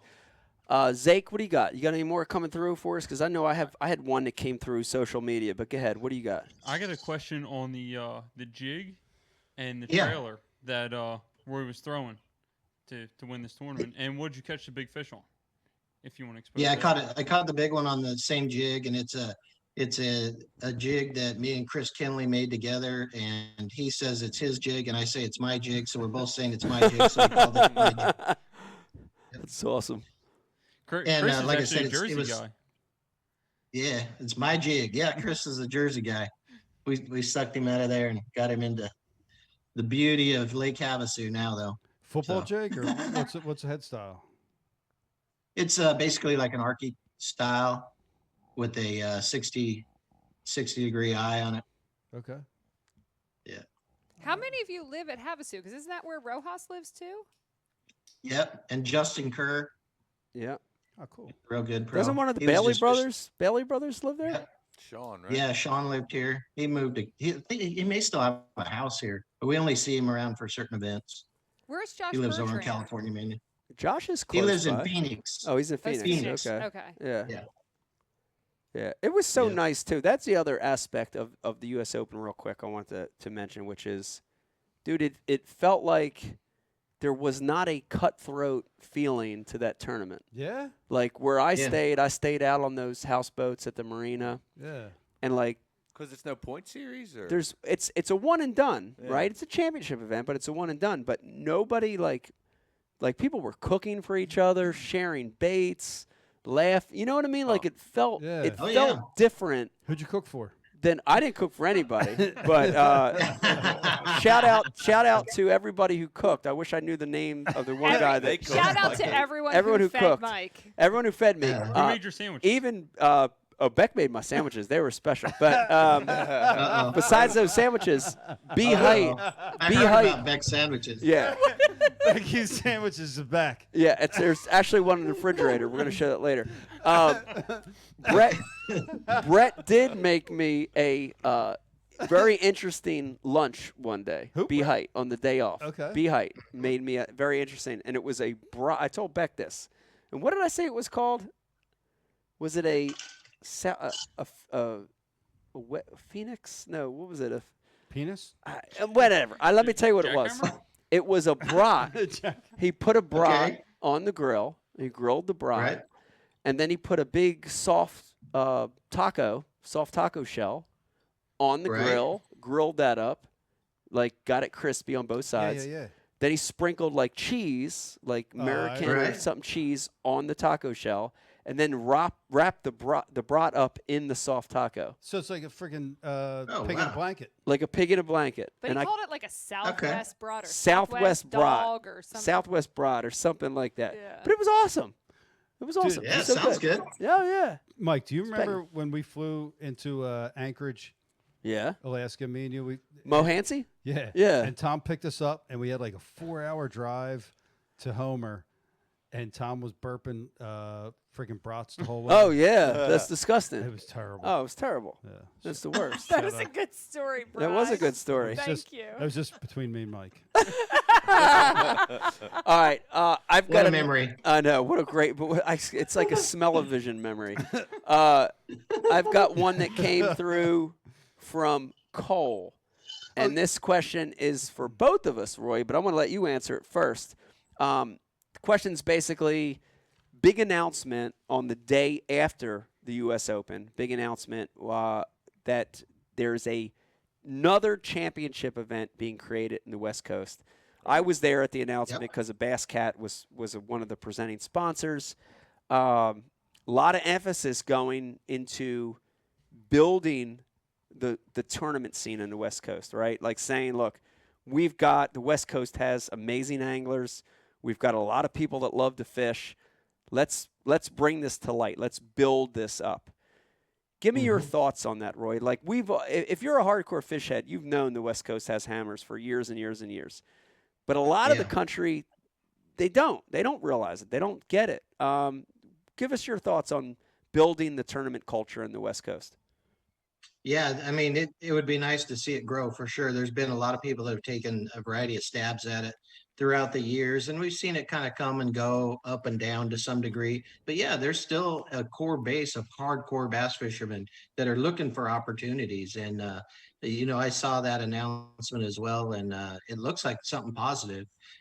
It should kind of brings like all the circuits together, more or less. And it's a great deal. I mean, it's going to be a real cool deal for whoever gets a chance to fish in it. I'd like to fish in it. I just don't think I can be able to qualify, in any way with the format the way it is to qualify. So right. I'd like to though. Yeah. Heck yeah. Well, I think you should personally write a letter and say that the current U.S. Open champion should get an invite in. And I think that's right. Yeah, what the heck? I think that's right. So what is the qualifying? The qualifying, so it's, if I'm not mistaken, it's called the Tournament of Champions. It's slated to be the West Coast version of the Bassmaster Classic, which is a good analogy, right? Yeah. It's a good analogy with an arena and media coverage and fans. So that feel of the Classic. Yeah. And they're taking 10 from Juan Bass. They're taking 10 from the what's the other one? The another Pro-Am circuit? MLF Toyota Series. MLF Toyota Series. They're taking 20 from the Apex Series. Oh, the new league. Yep. And then another 10 from the Wild West Bass Pro Circuit. That's exactly right. That's beautiful. Beautiful. So 50-person championship, big money, Yeah. TV coverage. I like it. I like it. West Listen, Coast. I told Rick this because I was there with Rick making the announcement. Rick who? Rick Pierce from Basscat. I told him right off the giddy. He didn't even send me any details yet. This was months ago. I said, I'm into supporting any event that builds the sport of fishing. And I think that's what it's going to do, right? That's what it's going to do because we want more people watching, participating, right? Yeah. This is something that's going to build excitement in the West Coast. It's going to make people in other parts of the world wake up and say the West Recognize. Coast. Yeah, the West Coast is a Yeah. great fishery. There's great anglers out there. Absolutely. So I'm all in, man. Yeah. I think it's great. Yeah, I think it's awesome. 100%. Yeah. Jake, what do you got? We got a couple things. Roy, did you have a follow up on that? Well, no. Great. Just that, yeah, I think it's going to be awesome for sure. Every little bit helps. Like, does Christian Puga ring a bell to you? Is that a real name or? Yeah, that's a real one. Ike may not remember, but Christian was the kid that stole some beers from Ike after the tournament, and Ike was giving away some stuff from B Height. Did B Height ever get back to you on that? That's funny. Yeah. Well, I now I remember. Stealing the beers is no big deal because I bought I didn't even think it was possible, but it was like a 52 pack of Modelo that I bought at the supermarket. That's pretty cool. Like it's warm out there. Yeah, I couldn't even carry the thing. It was like the biggest case of beer I've ever seen. It came with a donkey. It came with a donkey. So I couldn't possibly drink it all anyway. So we were just giving beers out that night. So that's cool. But the funny thing is that last night, Roy, everybody's tired and they're celebrating and, you're like, oh, it's over. And, there's that air of you want to, relief, right? And there was this young kid, and this is it's like midnight at this point. There's this young kid. I want to put him at Vegas's age, 10-year-old kid that's still up. Knock it off. He's 22. And he walks in the houseboat, and dude, he grabs a beer and starts drinking the beer, and his dad's there, and we're all just looking what in the heck? And it was kind of strange and weird. But this kid was really outgoing, and he's like, oh, what's this? And B Height had a cardboard box that he ordered from Tackle Warehouse, and it was loaded with baits. And I was like, oh yeah, go ahead, just take it, whatever you want. And then he took the box, and it had these custom embroidered hats that Brett had done in there, and he took that. And then he comes back. Oh my gosh! And then he comes back, and then B had went to bed at that point, and then he comes back, and he's like, dumbass. He's still looking around, and then there's bags of plastics on the ground. I see these. It was Zaycos. No, it wasn't Zaycos. It was. Wait, did he take his hats? He took it all. And then oh my gosh. There was that Z-Man stuff, like a bag of Elastec Wait, and a is bag. he on the feed right now? Yeah, and there was a bag of Max scent, and the kid's looking, he's looking at his. I'm like, oh, you want this? Yeah, go ahead, take it. And I'm giving all B Height stuff away. Oh my god! And the kid's taking it. The kid's just taking it, leaving that houseboat and going back down to his. Make a long story short, it all ended up okay. Brett woke up the next morning, got all his stuff back. The kid was hungover. Oh my whatever. God. He was 10 years old. He had a hangover. It was good. 10 years old. Yeah. Hey, Yeah, his dad was there letting him drink. I don't know. I don't want to get nobody in trouble. I don't know. what stays Look, in Vegas? you just did. Oh, what did I? happens in Vegas stays in Vegas. That's right. That's right. Yeah. Wow. Yeah. It's different out there. Yeah, it is different out there. Different time zone. Yeah, different times. That's awesome. Yeah. I don't even. You know what? Nothing makes me uncomfortable. This made me. I Really know. It made me uncomfortable. uncomfortable too. I was sitting in the houseboat. It made me uncomfortable. I mean, we talk about my magic sandwiches, and I survived that. This made me uncomfortable. I know. It made me uncomfortable. I was there. I Yeah. don't know. I don't know Mike, if I way should to like. nurture the youth. I don't I know if I know. should reprimand the child via Make Ike him a Live sandwich. or Make him a Maybe sandwich. she's Fast. short. change the subject. I don't know. I had nothing to do with any of that. Well, let's just hope It that sounds this like a Beastie Boys song. Let's hope that Robbing Mike's, and stealing in a drunken state. let's hope that Mike's recollection was much like the cassette versus concert. Right, and maybe this was like a 28-year-old kid. No, he just- was 10, but maybe he had filled the beer with water, or maybe something I don't know. Maybe it was a Maybe joke something. or a prank. I don't know. What do I know? Gosh, Zake, you need to filter this shit. Shake. No, that's good though. That actually happened. I'm glad you brought that through. That was a real thing. On a good note. Follow up, right? Yeah. There is a follow up. That was not Christian drinking the beer. It was a younger kid. But we can't say that name. He didn't do it. Okay. Are you still friends with B Height after this? Oh yeah. No, he got all his stuff back. He's fine. Yeah, On a good note. On a good note. There's a lot of people saying that Roy is one of the best, and you put him in the category as A-Mart. Yes. One of the best Yes. Western anglers there is. I would agree with that. 100%. I would agree with that. I got a long ways to go. Nah, you're Long ways to go. You're a great fisherman. You're a good dude. When you combine those two, dude, it brings you to the top, and that's the bottom line. So, very excited. Roy, last question. What's the future look like for you? What I know you've got a lot of goals. You got a lot of things you want to still do in your career. What's the future look like? What's 2022 look like? I'm gonna fish the Bass Pro Tour course, and then, I'm one of those guys that fishes everything. I fish, a lot like you, Mike. I fish Wednesday nighters. I fish team tournaments. Yeah. I fish everything in between, anything they'll let me into. So, I'll have a whole slate of stuff that'll keep me busy throughout the year. But yeah, the Bass Pro Tour, of course, is my biggest focus, and trying to make red crest, trying to get in those cuts, trying to get better at that format, is a real good goal. And then, my number one priority is just chase my wife around the house whenever I get a chance, That's a good one. Yeah. Holla. That's a good one. You should. Yeah, as you should. Yeah, definitely. Right. Yeah. Definitely. And even when she acts like she finds it so annoying, just keep doing it. That's right. It's all part You of hear the that, game. baby? It's all part She's of the cracking game. up over here. That's awesome. Roy, I can't thank you enough for coming on. Too long to have you on. I'm glad we had you on after this win. It was amazing. Thank you. And I hope I get to compete with you at the U.S. Open over the next handful of years, because I feel like I want to win, but I feel like if I don't win unless you're there, like, you know what I mean? Like, you want the guys that dominate to be there. You want to fish right? against the best. You want to fish against the best, right? Like, absolutely. We had great fishermen at that one. We had past champions there. I saw the one day I saw Byron Velvick there. He was fishing just outside the off limits, throwing a giant swim bait. I knew he had no idea what he was doing. It was great. Shirt off, hair flowing. I was like, man, this is the Byron I remember. That's right. So I hope you keep competing. I hope I get back. I hope we get back because I want you to see it. And I'm gonna, if you're not there, I'm gonna come get you and bring you come there. get my ass, because I really want to go do it. By the way, I know we didn't get him on, but shout out to that organization, Billy Egan. Yep. Dude, they do put on a good tournament. That was, from the pre-tournament meeting to the final weigh-in, it's a great event. If you're watching and listening, even if you live in the East Coast, you can participate, right? Look into it. It's a great event. I'd recommend it. So definitely want to get back out there and compete against you again, Roy. And, man, congrats. 2 in a row. That's Thank you, brother. unbelievable. Appreciate it. Wow. What a great Hey, two in a row? Not 2 in a row, but 2 wins. That's great. Yeah, it's awesome. Roy, what are you drinking tonight? This is actually Red Bull on the rocks. Vodka? Where's the vodka?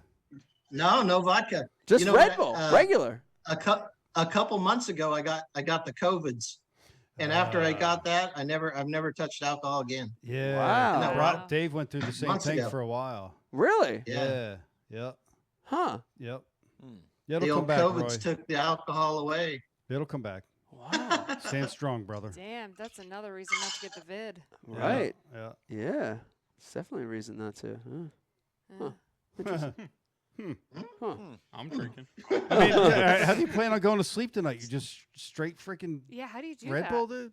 It's 8 out there. It's Red Bull. Chase your wife around the house. Yeah. I got you. Enough laps. Yes. And you're good. Yes. Yeah, no, I'll be all right. Yeah, you'll be all I'll right. be all right. You'll be all right. Roy, great job My last man. week, man. Yeah. Great win. Thanks, Thanks brother, for coming and thanks on. for coming out, dude. You Oh, brought a lot dude. of attention to Are what you we kidding do out me? here. So I'll be back. I'll be back for that one. thanks. There you have it. I'm fishing it next year in my little boat. Yeah, Brian's fishing Hell it too. yeah. I'll Like be, live I'll be boat. at the ramp embarrassed. You know, Brian Tracker 1998. No, baby. here's the thing. We were talking about bad luck earlier with yeah. Zell, like when Zell dropped his boat off the cliff at Mead. Yeah. Dude, if Brian went out as a AAA, like both of his partners' boats would catch on fire. No, they would wait till I got on it. They'd wait till you got on it. The one guy the boat would catch on fire. The second day, you'd be running out to your spot. A coot would hit you in the head and knock you out. Oh, fuck that The coot. houseboat. The houseboat would sink. The houseboat would that sink. I'll slap that coot upside his head. Brian, you're You welcome punch in like my a boat stingray. anytime. I ain't scared. My man. Thank you, buddy. Roy's not scared to have you. Go pre-practice with Heck Roy. You sure you want to ask for that? That's How dare you? that's bad motion. Let Roy go. All right. Stop letting Roy go. Break off a suspended fish in 70 feet of water. Yeah. Hung up on nothing. 100-pound braid breaks it off. Fucking 8-foot flipping stick. Open water. open water hung up. What the fucking fuck? This is how it always goes, Roy. I'm so sorry. Hey, it's all Who good. put this pole here? It's all like good. it's like the dinner with the in-laws that never ends, and they just keep talking. We'll edit this crap out on the post. Well, I didn't edit No, we shit. won't. We 'cause won't we edit don't it have out. anyone to do Oh, that. we don't have anyone. We'll post it on social media. Damn right. Roy, thanks for coming on, man. Yeah. You bet, man. Thanks for having me. All right, have a Oh, good night. awesome. Roy Hawk, Roy. everybody. Yes. Hey, quick Yes. shout out to Wawa Hoagie Lady. Yeah. Wawa Hoagie Lady? Yeah. Yeah. Went up to Fish Nakamixon last Wednesday. Yeah. With her? Like 3 days ago. Yeah. With her, him. And she, him. And he fucking jackknifed his trailer on the way out of there. Really? And blame Brian. Blame me. Oh, did he? How? Of course he did. I don't know. You know, Johnny's got that freaking blueberry colored Durango. Yeah. Yeah. Huh. The Maserati. Yeah, the Yeah. The Dodge Zerati. I'm still trying to figure out, like, how did he jackknife it? Like, Well, what here's was he the- trying to do? Here's the thing. It could have been worse. He could have put it over a cliff like Zell. Yeah. Yeah, that's what I'm saying, dude. Yeah, it could have been worse. Roy's still seriously. here. Roy's still here. Yes! Roy, yes. What's up? You're like Jimmy. Oh my God, it's our guest. Wait a never minute. leave. Wait, He's going to leave. Roy's like Finally got Jimmy. on the show. You know, I'm not leaving. Roy's like Jimmy Houston. We're gonna hear a dog barking and we're gonna hear giggling.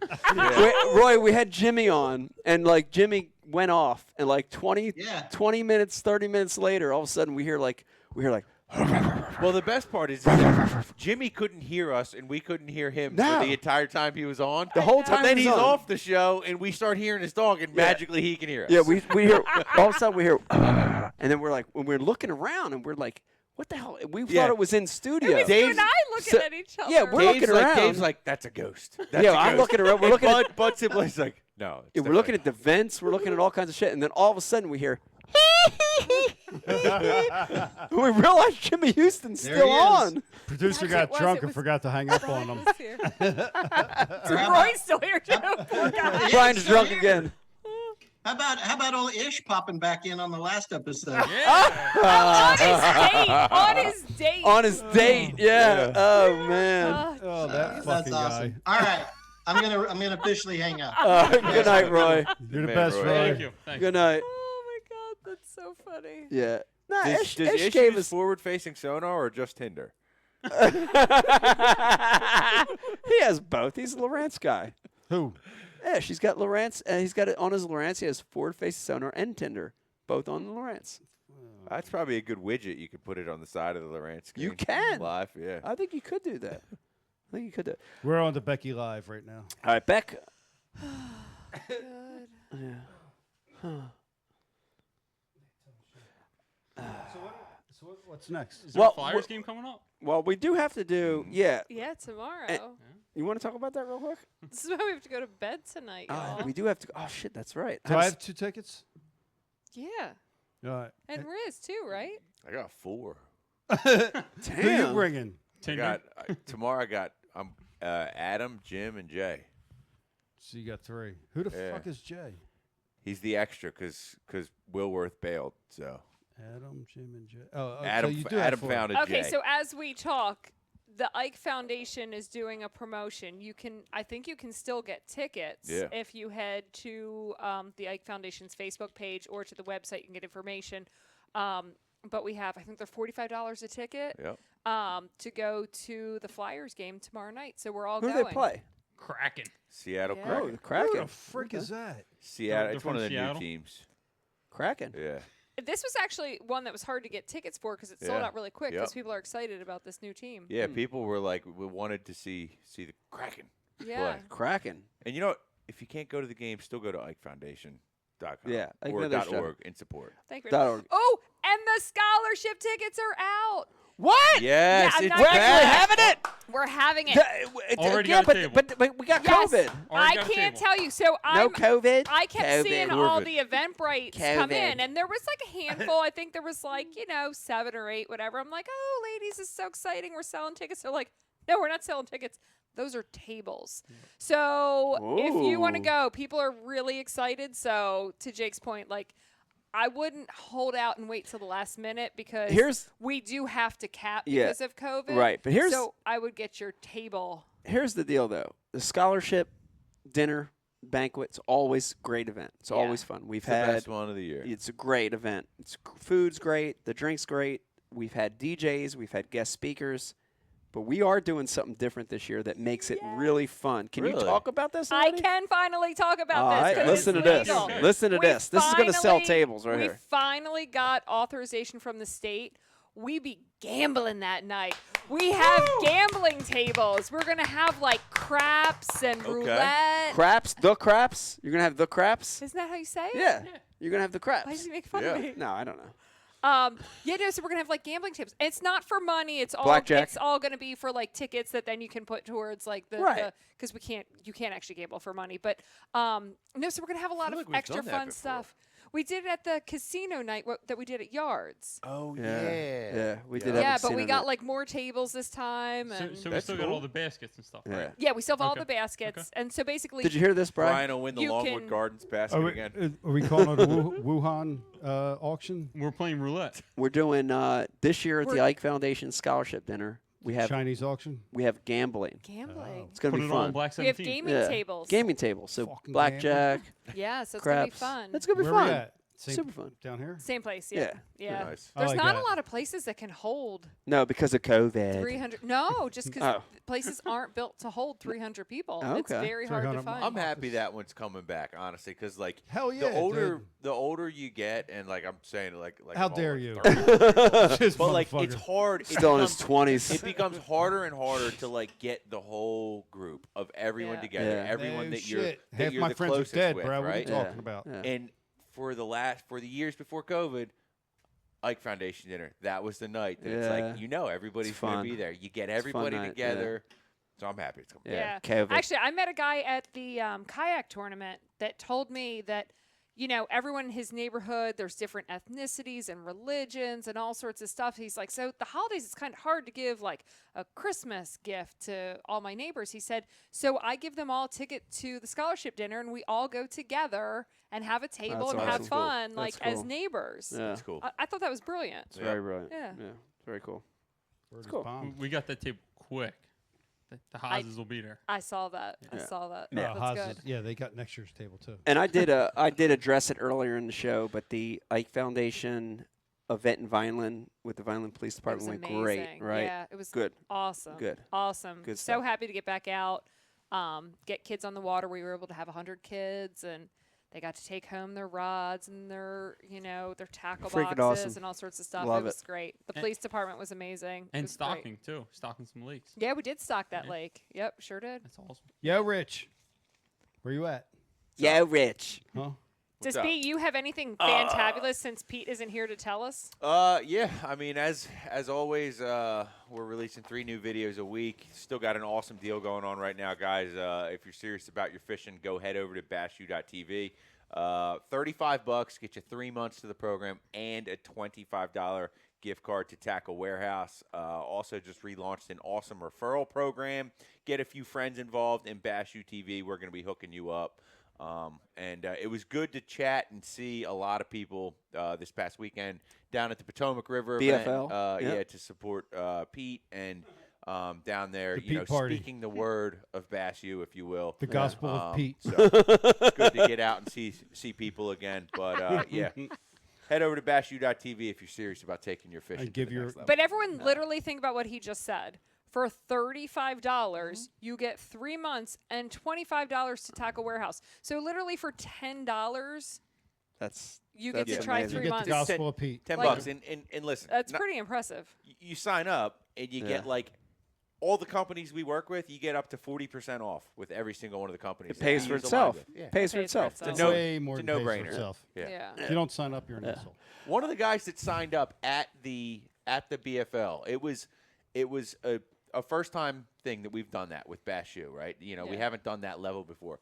One of the guys that signed up annually is a guy that fished the Toyota Series this year and qualified for the pro circuit. He was one of the few guys that signed up for an annual subscription. That's awesome. So that just tells you, that's a guy that is out there succeeding. He's on already the sort of tournament. made it, He's but he already- still he's wants made to it, get and better. he's hungry. He wants to learn. Yeah. So take Yeah. advantage of it. Yeah. Speaking of hungry, we have one of Becky's sandwiches here. It's been in there for like 3 weeks. This is not one of my sandwiches because I don't eat white bread. Why is it just bread? That looks like the first There's ML. no meat in this. Can I tell you sandwich. something? What? Can I It's tell not you a even funny sandwich, story? It's just bread. Where'd it come from? Dude, I'm In gonna tell your you. refrigerator, there is a Ziploc bag with 2 pieces of bread. Let me- It's a friggin' jam sandwich, 2 I have pieces of bread no jammed idea. together. Been in there for like a month. Dude, let me tell you the quick story of this, though, real quick. So the first ever, dude, this tells you how long I've been doing this shit. The first ever MLF event I ever fished. This is so funny. I don't know if people MLF find the event number one. One. Number one. Uno. Take it back, dude. Mm-hmm. MLF event number one was at anybody? Lake Amistad. Oh. I was going to say somewhere. Dude, this was so far back in the day that the host hotel for the event was Byron's Hotel. Oh. Okay? That We failed. stayed at Byron's Hotel. By the way, the hotel was a dump at the time. And Anyway. he gave you white bread for the morning. No, so every day. This is MLF before it was like MLF. Like Right. This Pro was Series. MLF. This was like this was back in the day when it serve. was cool. Yeah, like when when people there actually was wanted to watch like it. no information. Before They just Satan got involved. right. They literally just threw them out there. Right. without It was knowing. it was the best. Anyway, so I'm not even going to say the lady's name, but they hired this lady who's a cool chick. Like she's actually, we know her and she's really cool. She's awesome. She's great. But they hired her to provide us the lunches for the day, right? Yeah, but they literally were like, "Here's $20. Go feed all these Well, guys." yeah, for but that's besides the point. So, like, we're out there fishing our heart out, like first period, second period. Spitting all over the place. We got our 15-minute break. Oh, it's all new, Oh, fuck. And then second break before the last period, they're like, "Oh, we got your lunches this period." And they go in the coolers, pull it out, and you're like, "Yes, dude." 2 slices of bread with a piece of cheese in the middle. What? Major League Fishing. That is a true story. First event ever. Yes. 2 slices of bread with a followed piece through of with that order? cheese in the middle. One piece of cheese, no fucking mustard, nothing. Nothing. Government cheese in the middle of 2 pieces of bread, dude. Government cheese. That was the lunch. Unanimously, everybody got back and they were like, And there was your first sign. it was probably the first sign. Event number 1. It probably was. Here's your fucking sandwich. You 2 know pieces of that- bread with a piece of fucking cheese in the middle. Can I tell you the funniest part? Like, if anyone knows Mike and fishing, like he doesn't eat on the water. I don't eat on the Food water. is No. like not important. No, I don't care. I don't Like, need food. So when don't he need it. came off the water and he was like, "They had lunch for us," and I'm like, "Oh, that's nice." Like, why are we talking about this? Like, he's been provided lunch so many times before, and it always just comes home. Yeah, like, good lunch. Like, you know good what I mean? lunch. Yeah, and you don't need And I'm it. like, "Yeah, what are you getting at?" And he was like, 2 slices of bread, and cheese in the middle. And I'm like, Dude, I know what's funny like is it offended Mike Iaconelli, who And- doesn't even eat on the water. And You Beck- know I don't he, care like, about struck a nerve. his sandwiches suck so bad. Like, Yes. yeah, He like, doesn't even put like moisture in them. Like Nothing. who doesn't put Okay, listen, I'm a mustard person. Turkey but who cheese bread. doesn't put some sort of moisture to keep your Yeah. bread together? This guy, I don't need no dry. moisture. Oh, and that's the other thing he does. He does his Peanut butter turkey jelly, and cheese turkey or whatever. and cheese, Ham smush and it. cheese. Ham and Smush cheese it. smashes Or and ham he and cheese. I like smushes turkey them. too. Why does he smush them before Smush he it. eats it? They go down Make faster. it pressed. It's because there's no moisture. Get it down quick. You have to smush it. I don't even eat it anyway. It doesn't matter. Who cares? I got time to eat that sandwich. I got to be finding fish. You better eat it. I make sandwiches. Speaking of finding Right. fish. Special ones. Yeah, speaking of finding fish, Brian, let's not break another segment. Let's go ahead and go right into this. Because, Yeah. don't you think? Yeah, fuck yeah. We ain't breaking shit. Yeah, let's not break another segment. This is really the highlight of the show, and we save this for the end because it's like the grand finale. I would call it, like fireworks. Yeah. The exclamation point. I'm about This to get is a good bait on this show. Yeah, Brian, we are the only live podcast, live webcast, Probably, yeah. that doesn't a mystery tackle I box mean, that was unboxing. 8 years ago. We still are coined the that only line. ones. Still are. And let me tell you, dude, this thing right here is juice. This happens to be the Elite box. That's Ooh. right. It's that maroon colored box. This is Elitist. heavy. I feel that, John. Wow, actually, it's really That's heavy. actually That is really heavy. Yeah. And you know this is my favorite part, Riz. I've been saying it for years. You know what it is. I like to break the seal. Listen, you ready? My favorite part is for how many years we've been doing this, I always get last pick. You get last pick. New guy right here. Well, why will don't get you picked come before over? me. Pick before Stop you. whining and walk didn't win over this and just weekend. take Who's something. whining? I'm He stating can't facts. walk over. I He's didn't win doing this he's weekend. doing Stating stuff facts. over What's there. he possibly doing? He's pushing buttons. Chewing not- gum, Walk over? talking and shit. What? All right. Stop complaining and come over All and right. take something. So you guys know the deal. We're going to look in here. Ooh. Wow. Man, that's going to be a hard one to pick. Oh, God. This is a rocking box. I got to be honest with you. Damn. Man, I don't know what to pick. Can I pick two this time? No, just pick something. All right, whatever. But God. I like these. Can you Stop pick it. those for me? All right. You know the real deal here. We're gonna pick a lure so many and keep going. plastics in here. Brian the Carpenter. Oh, what's that thing? I picked the spinner bait. I don't think I've ever picked a spinner bait out of an MTB box. But look at this. You ready for this one? Chopper blades. What? Do you even know what chopper blades are? You do. All right. Yeah. Chopper blades, dude. Very unique. Brian, I'm going to tell you this. Jimmy Houston. This is a weird hybrid blade. I would call it part willow, part Colorado, with a weird hook in it. These are chopper blades, heavy pressured bodies of water, where all they see is willows and Colorados. Chopper blades are different, dude. I forgot about this bait. I forgot about it. A mystery tackle box put it in my hands. So chopper blade, spinner bait. That's actually by Black Fry Lures. Black Frog. Dude, Right. this is juice, this box. Dude, that box is juice. Beck, what do you got? There's so much stuff in that box. Yeah. Okay, so I picked out the Ketchco Zuki bug. Zuki. I have never seen anything like this. There has to be the most massive amount of movement. A lot of So, appendages on that. Flutter wings and tickle tail. So it's like it's black with a blue fleck.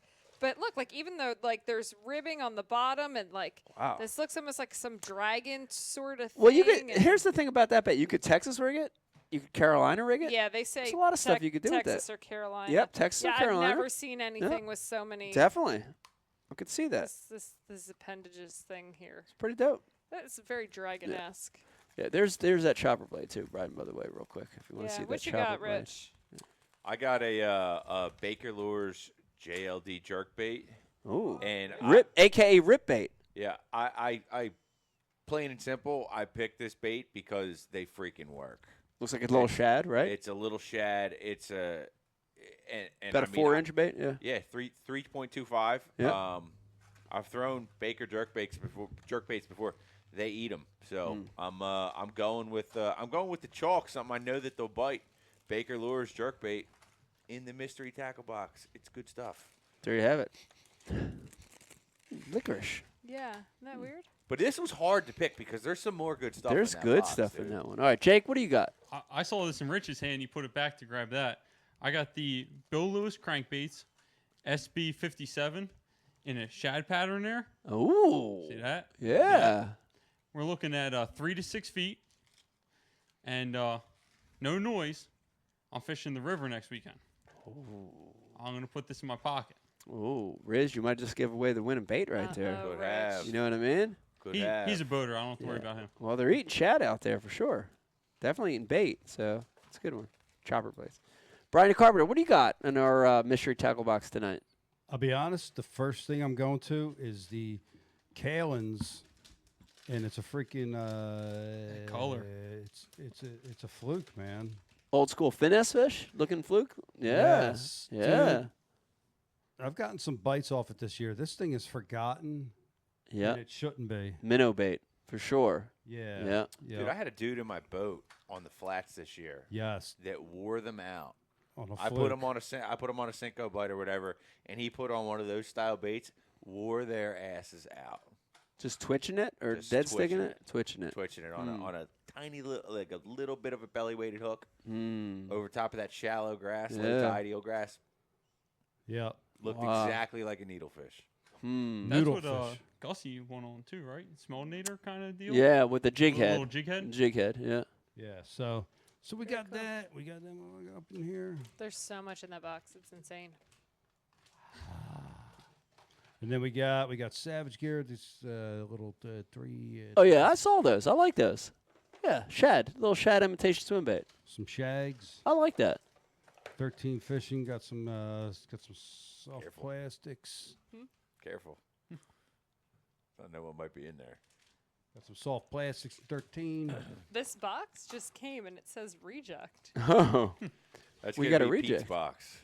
It's gonna All have black diamond- Senkos. It's gonna have diamond weights in there. It's got a packet of cigarettes. Why does it say Pack of cigarettes. 3-inch friggin' It's got a pack of marbles in this one. It says High-low reject. rig. High-low rig.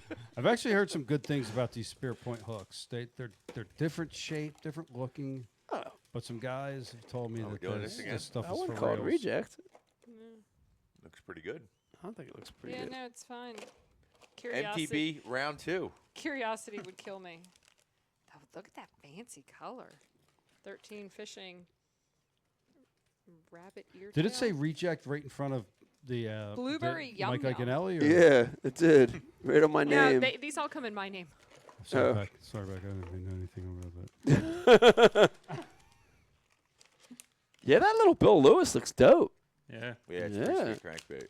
This is a very Square happy bill, color. right? Yep. Yep. Look at that color. Does that make you happy? It's got that circuit board. It looks like. Yeah. This looks like all that crazy iridescent stuff that I wear, doesn't it? It does. Yeah. All right, we Gold digress. LeMay. No, it's like that flip-flop blue-green. Yeah. Hey, Mike, quick question for you. Yeah. Looking at all the South Jersey ramps that the concrete ends before the water, Yeah. what was Mead like being 100 feet low? Is there still ramp in the water? It was or- crazy. So they had they actually have to they have to keep coming out to extend the ramp. So they use this. So they actually do work. They do some work. Unlike in South Jersey. No, they do where some they work. Pretend you don't exist.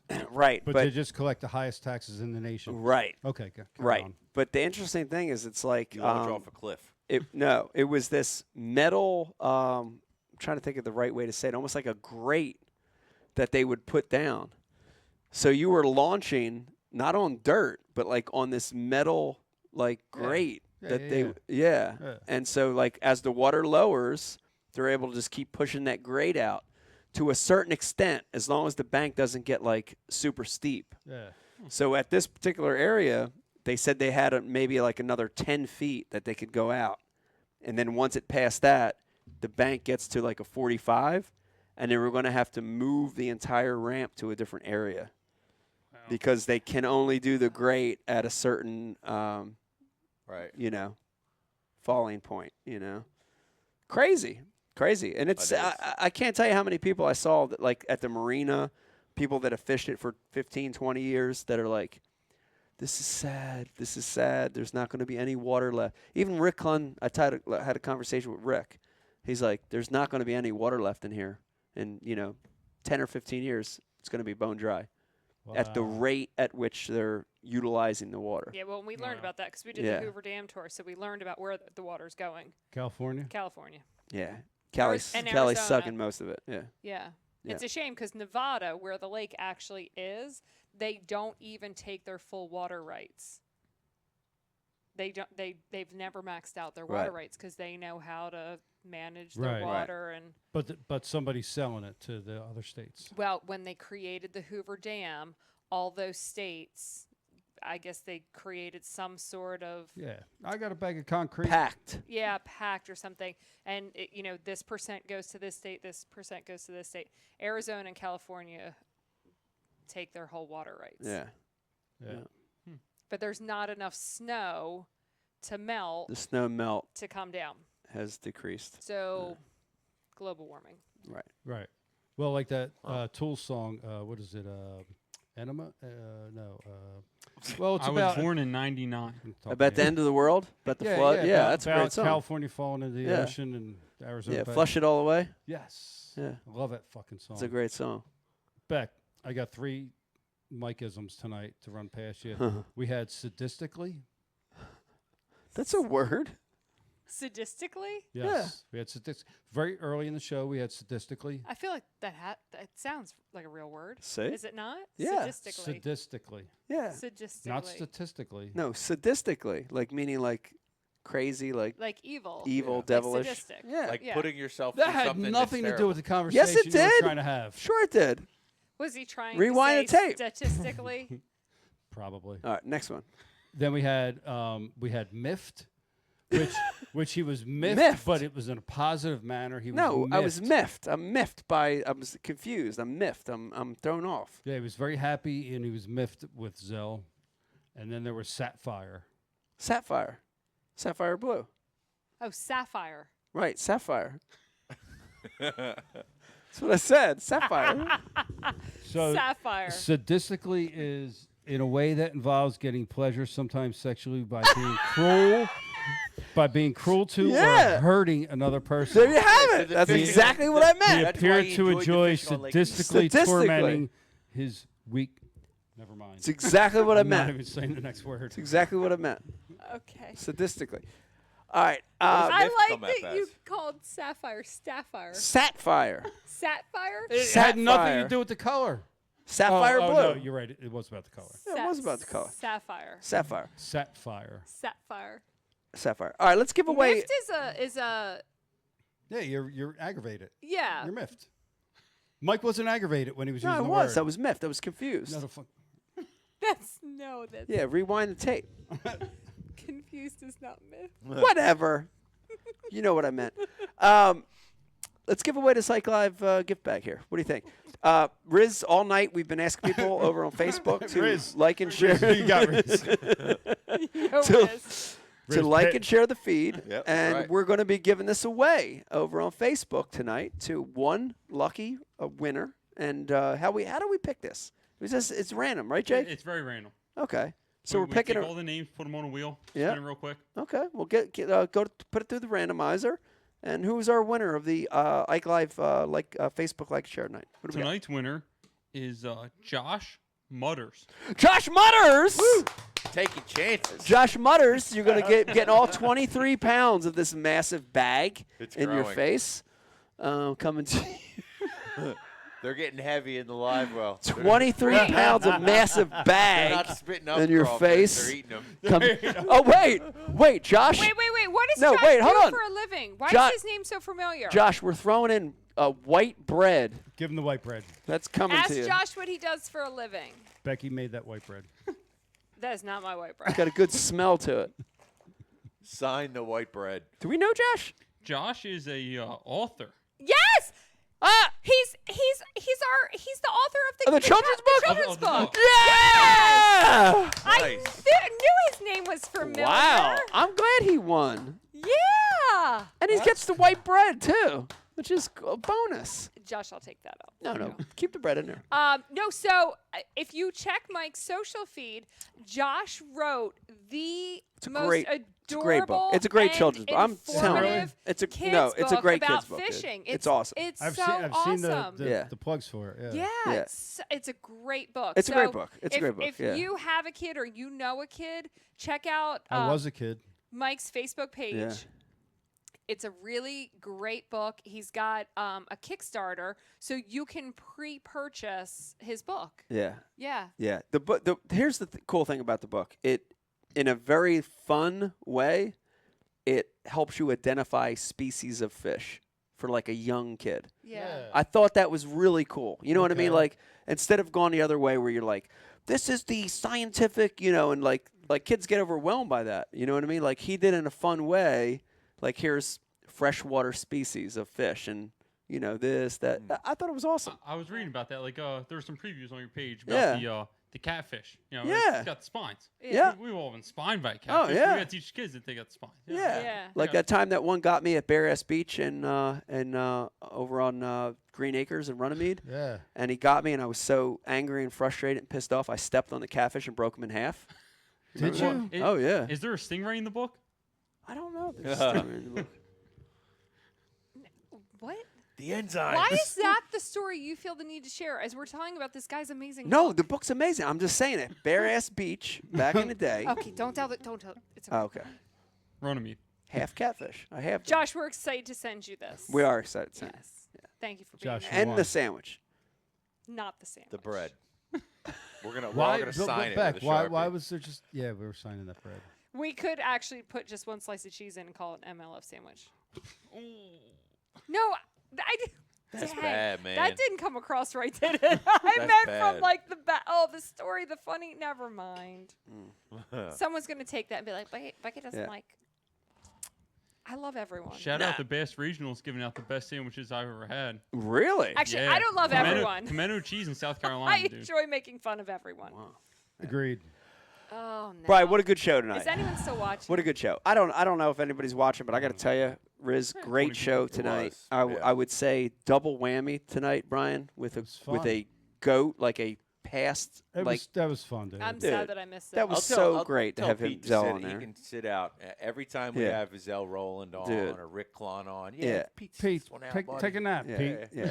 Zell was great, and then it was cool because then like the very next guest was Roy, who's a modern goat in the making still. You know what I mean? Yeah. Like, and a great dude and a really good dude. It was nice to have him on too. Oh, hell yeah. Talk It's a cool little bit hearing his about win. the U.S. Open and like how it's different in the format and Yeah. everything. It's pretty sweet. It was cool to see both guys were so excited to come on. Yeah. You know what I mean? They really were. Yeah, you it's know? pretty awesome. I don't know, Brad. Next show could be maybe a couple weeks. I don't know. We got to figure that out. We got a Halloween special Halloween. coming or no? Or what do we got? Yeah, we have dress up. I know. I know. I was just going to say how disappointed I am that we have no dressing up in the works. It ain't over yet. It's not over yet We because ain't dead yet. Halloween is on a Sunday. I love to dress up. Halloween's October Come on. 31st. Let's make Pete be like mashed potatoes or something. Like, Yo, again? I got a good one for you.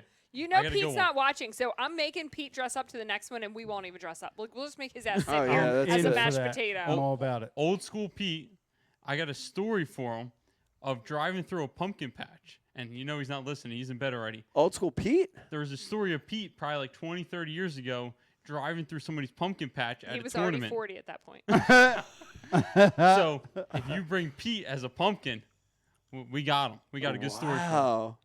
Driving through We a need pumpkin ideas. patch. People send us ideas because I'm plumb out of group ideas because we've done so many. We've done a lot of good we ones. have done. Star remember Wars. we were Star Trek too. Star Trek. Let's be the Fab Anchorman. Anchorman. Nobody. Anchorman Fab was a Five? fun one. Fab Five? Who's that? Fab Five. No. Fantastic Four. Fadigan? We haven't done Marvel. Like we literally could all be Marvel superheroes. No, we did do Marvel. No. We didn't do Marvel. Yeah, What did we Marvel, do when DC. Tackle Warehouse was here? We did Corey. the Avengers. Yeah, that's Marvel. Marvel. What were we? I don't know. I was a See? I told you we did Marvel. Brian Oh, was you're right. Groot. I was the ship. I was the You were chick with Gamora. Yeah, I you was were Gamora. or whatever. We did do Wow. Marvel. Who was Thanos? Somebody was Thanos. I remember that. Corey, because his Corey head's will. so big. Yeah. Oh, that's the other thing at Vegas. So we went to, we did the tourist trap shit with the kids because, you know, in Vegas, Yeah. when you got kids, that's all you can do. The we went Madame. Madame Tussauds, Tussauds, the yeah. wax museum. So fun. And we're walking through, and there's all these, like, you know, like people that are famous and Yeah. like, modern Never celebrities do a and wax athletes. museum. And then there was the dude from Hangover that looks like Corey. Yeah. So I got next to him, and I'm like, and we took a picture and sent it to Corey. Awesome. Yeah, we need some ideas. I remember at some point somebody threw around like Flintstones. Like this was years Flintstones would be a ago. good one. We'd like. Does anybody even know what young people don't even know what Flintstones is? Do you know what the anymore. Flintstones You guys are? have done Jake? Brady I Bunch? do. Have you done Brady Bunch? No. No. Oh my nose! Yeah, but like, how many of you would have to dress up as women? I don't know. Marsha.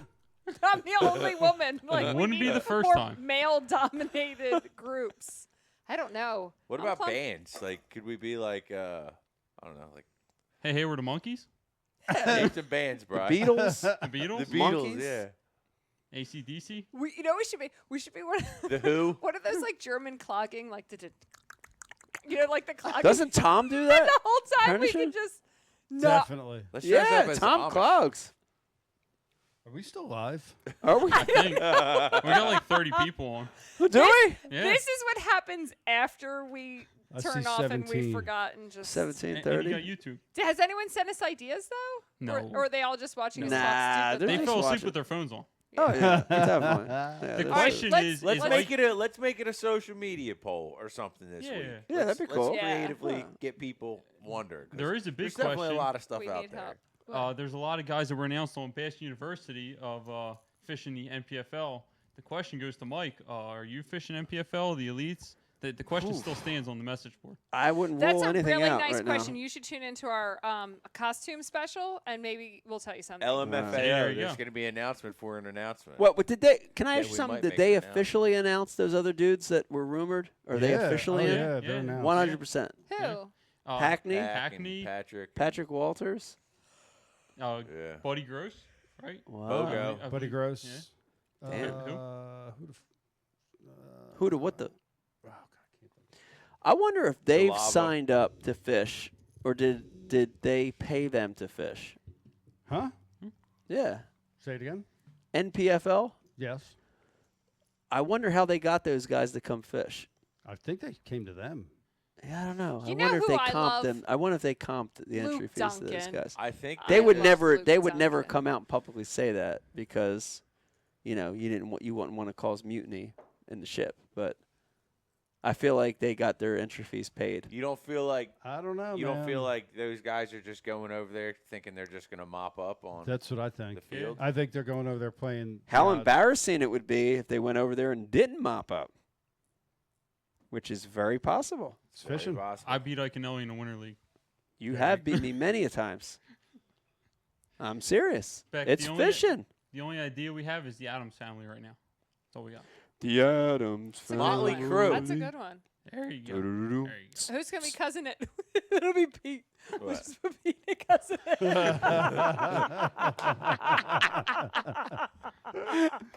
You Okay, I like that person.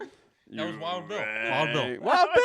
Oh, we love you, Bill, Wild Thank hope you, you're Bill. doing all right, man. Yeah. He's been going through some shit lately. Shout out to Bill, man. We love Bill. All right, let's peace out. All right. I hope everybody had a great night. Want to thank our in-studio guests, Rizzo, Miss Becky, Jake, Brian the Carpenter. Also want to thank our live guest, the GOAT, Zell Rowland. Also, two-time U.S. Open champion, Roy Hawk. Want to thank all you guys for tuning in. Know you got a lot of choices out there like shitty football, so thank you for tuning in. We'll see you on the next one. Good night. Good Bye, night. everybody. Bye. Bye, bye, bye, bye, bye, bye, bye. The boy that cried wolf. Look at that. Again? Look at it. Again. We're crying Look wolf. at it. It's so scary. He's still using it. I don't understand who made this and I why don't know. we would show this. I like it, though. It is very scary. No, I like I it. made it. It's great.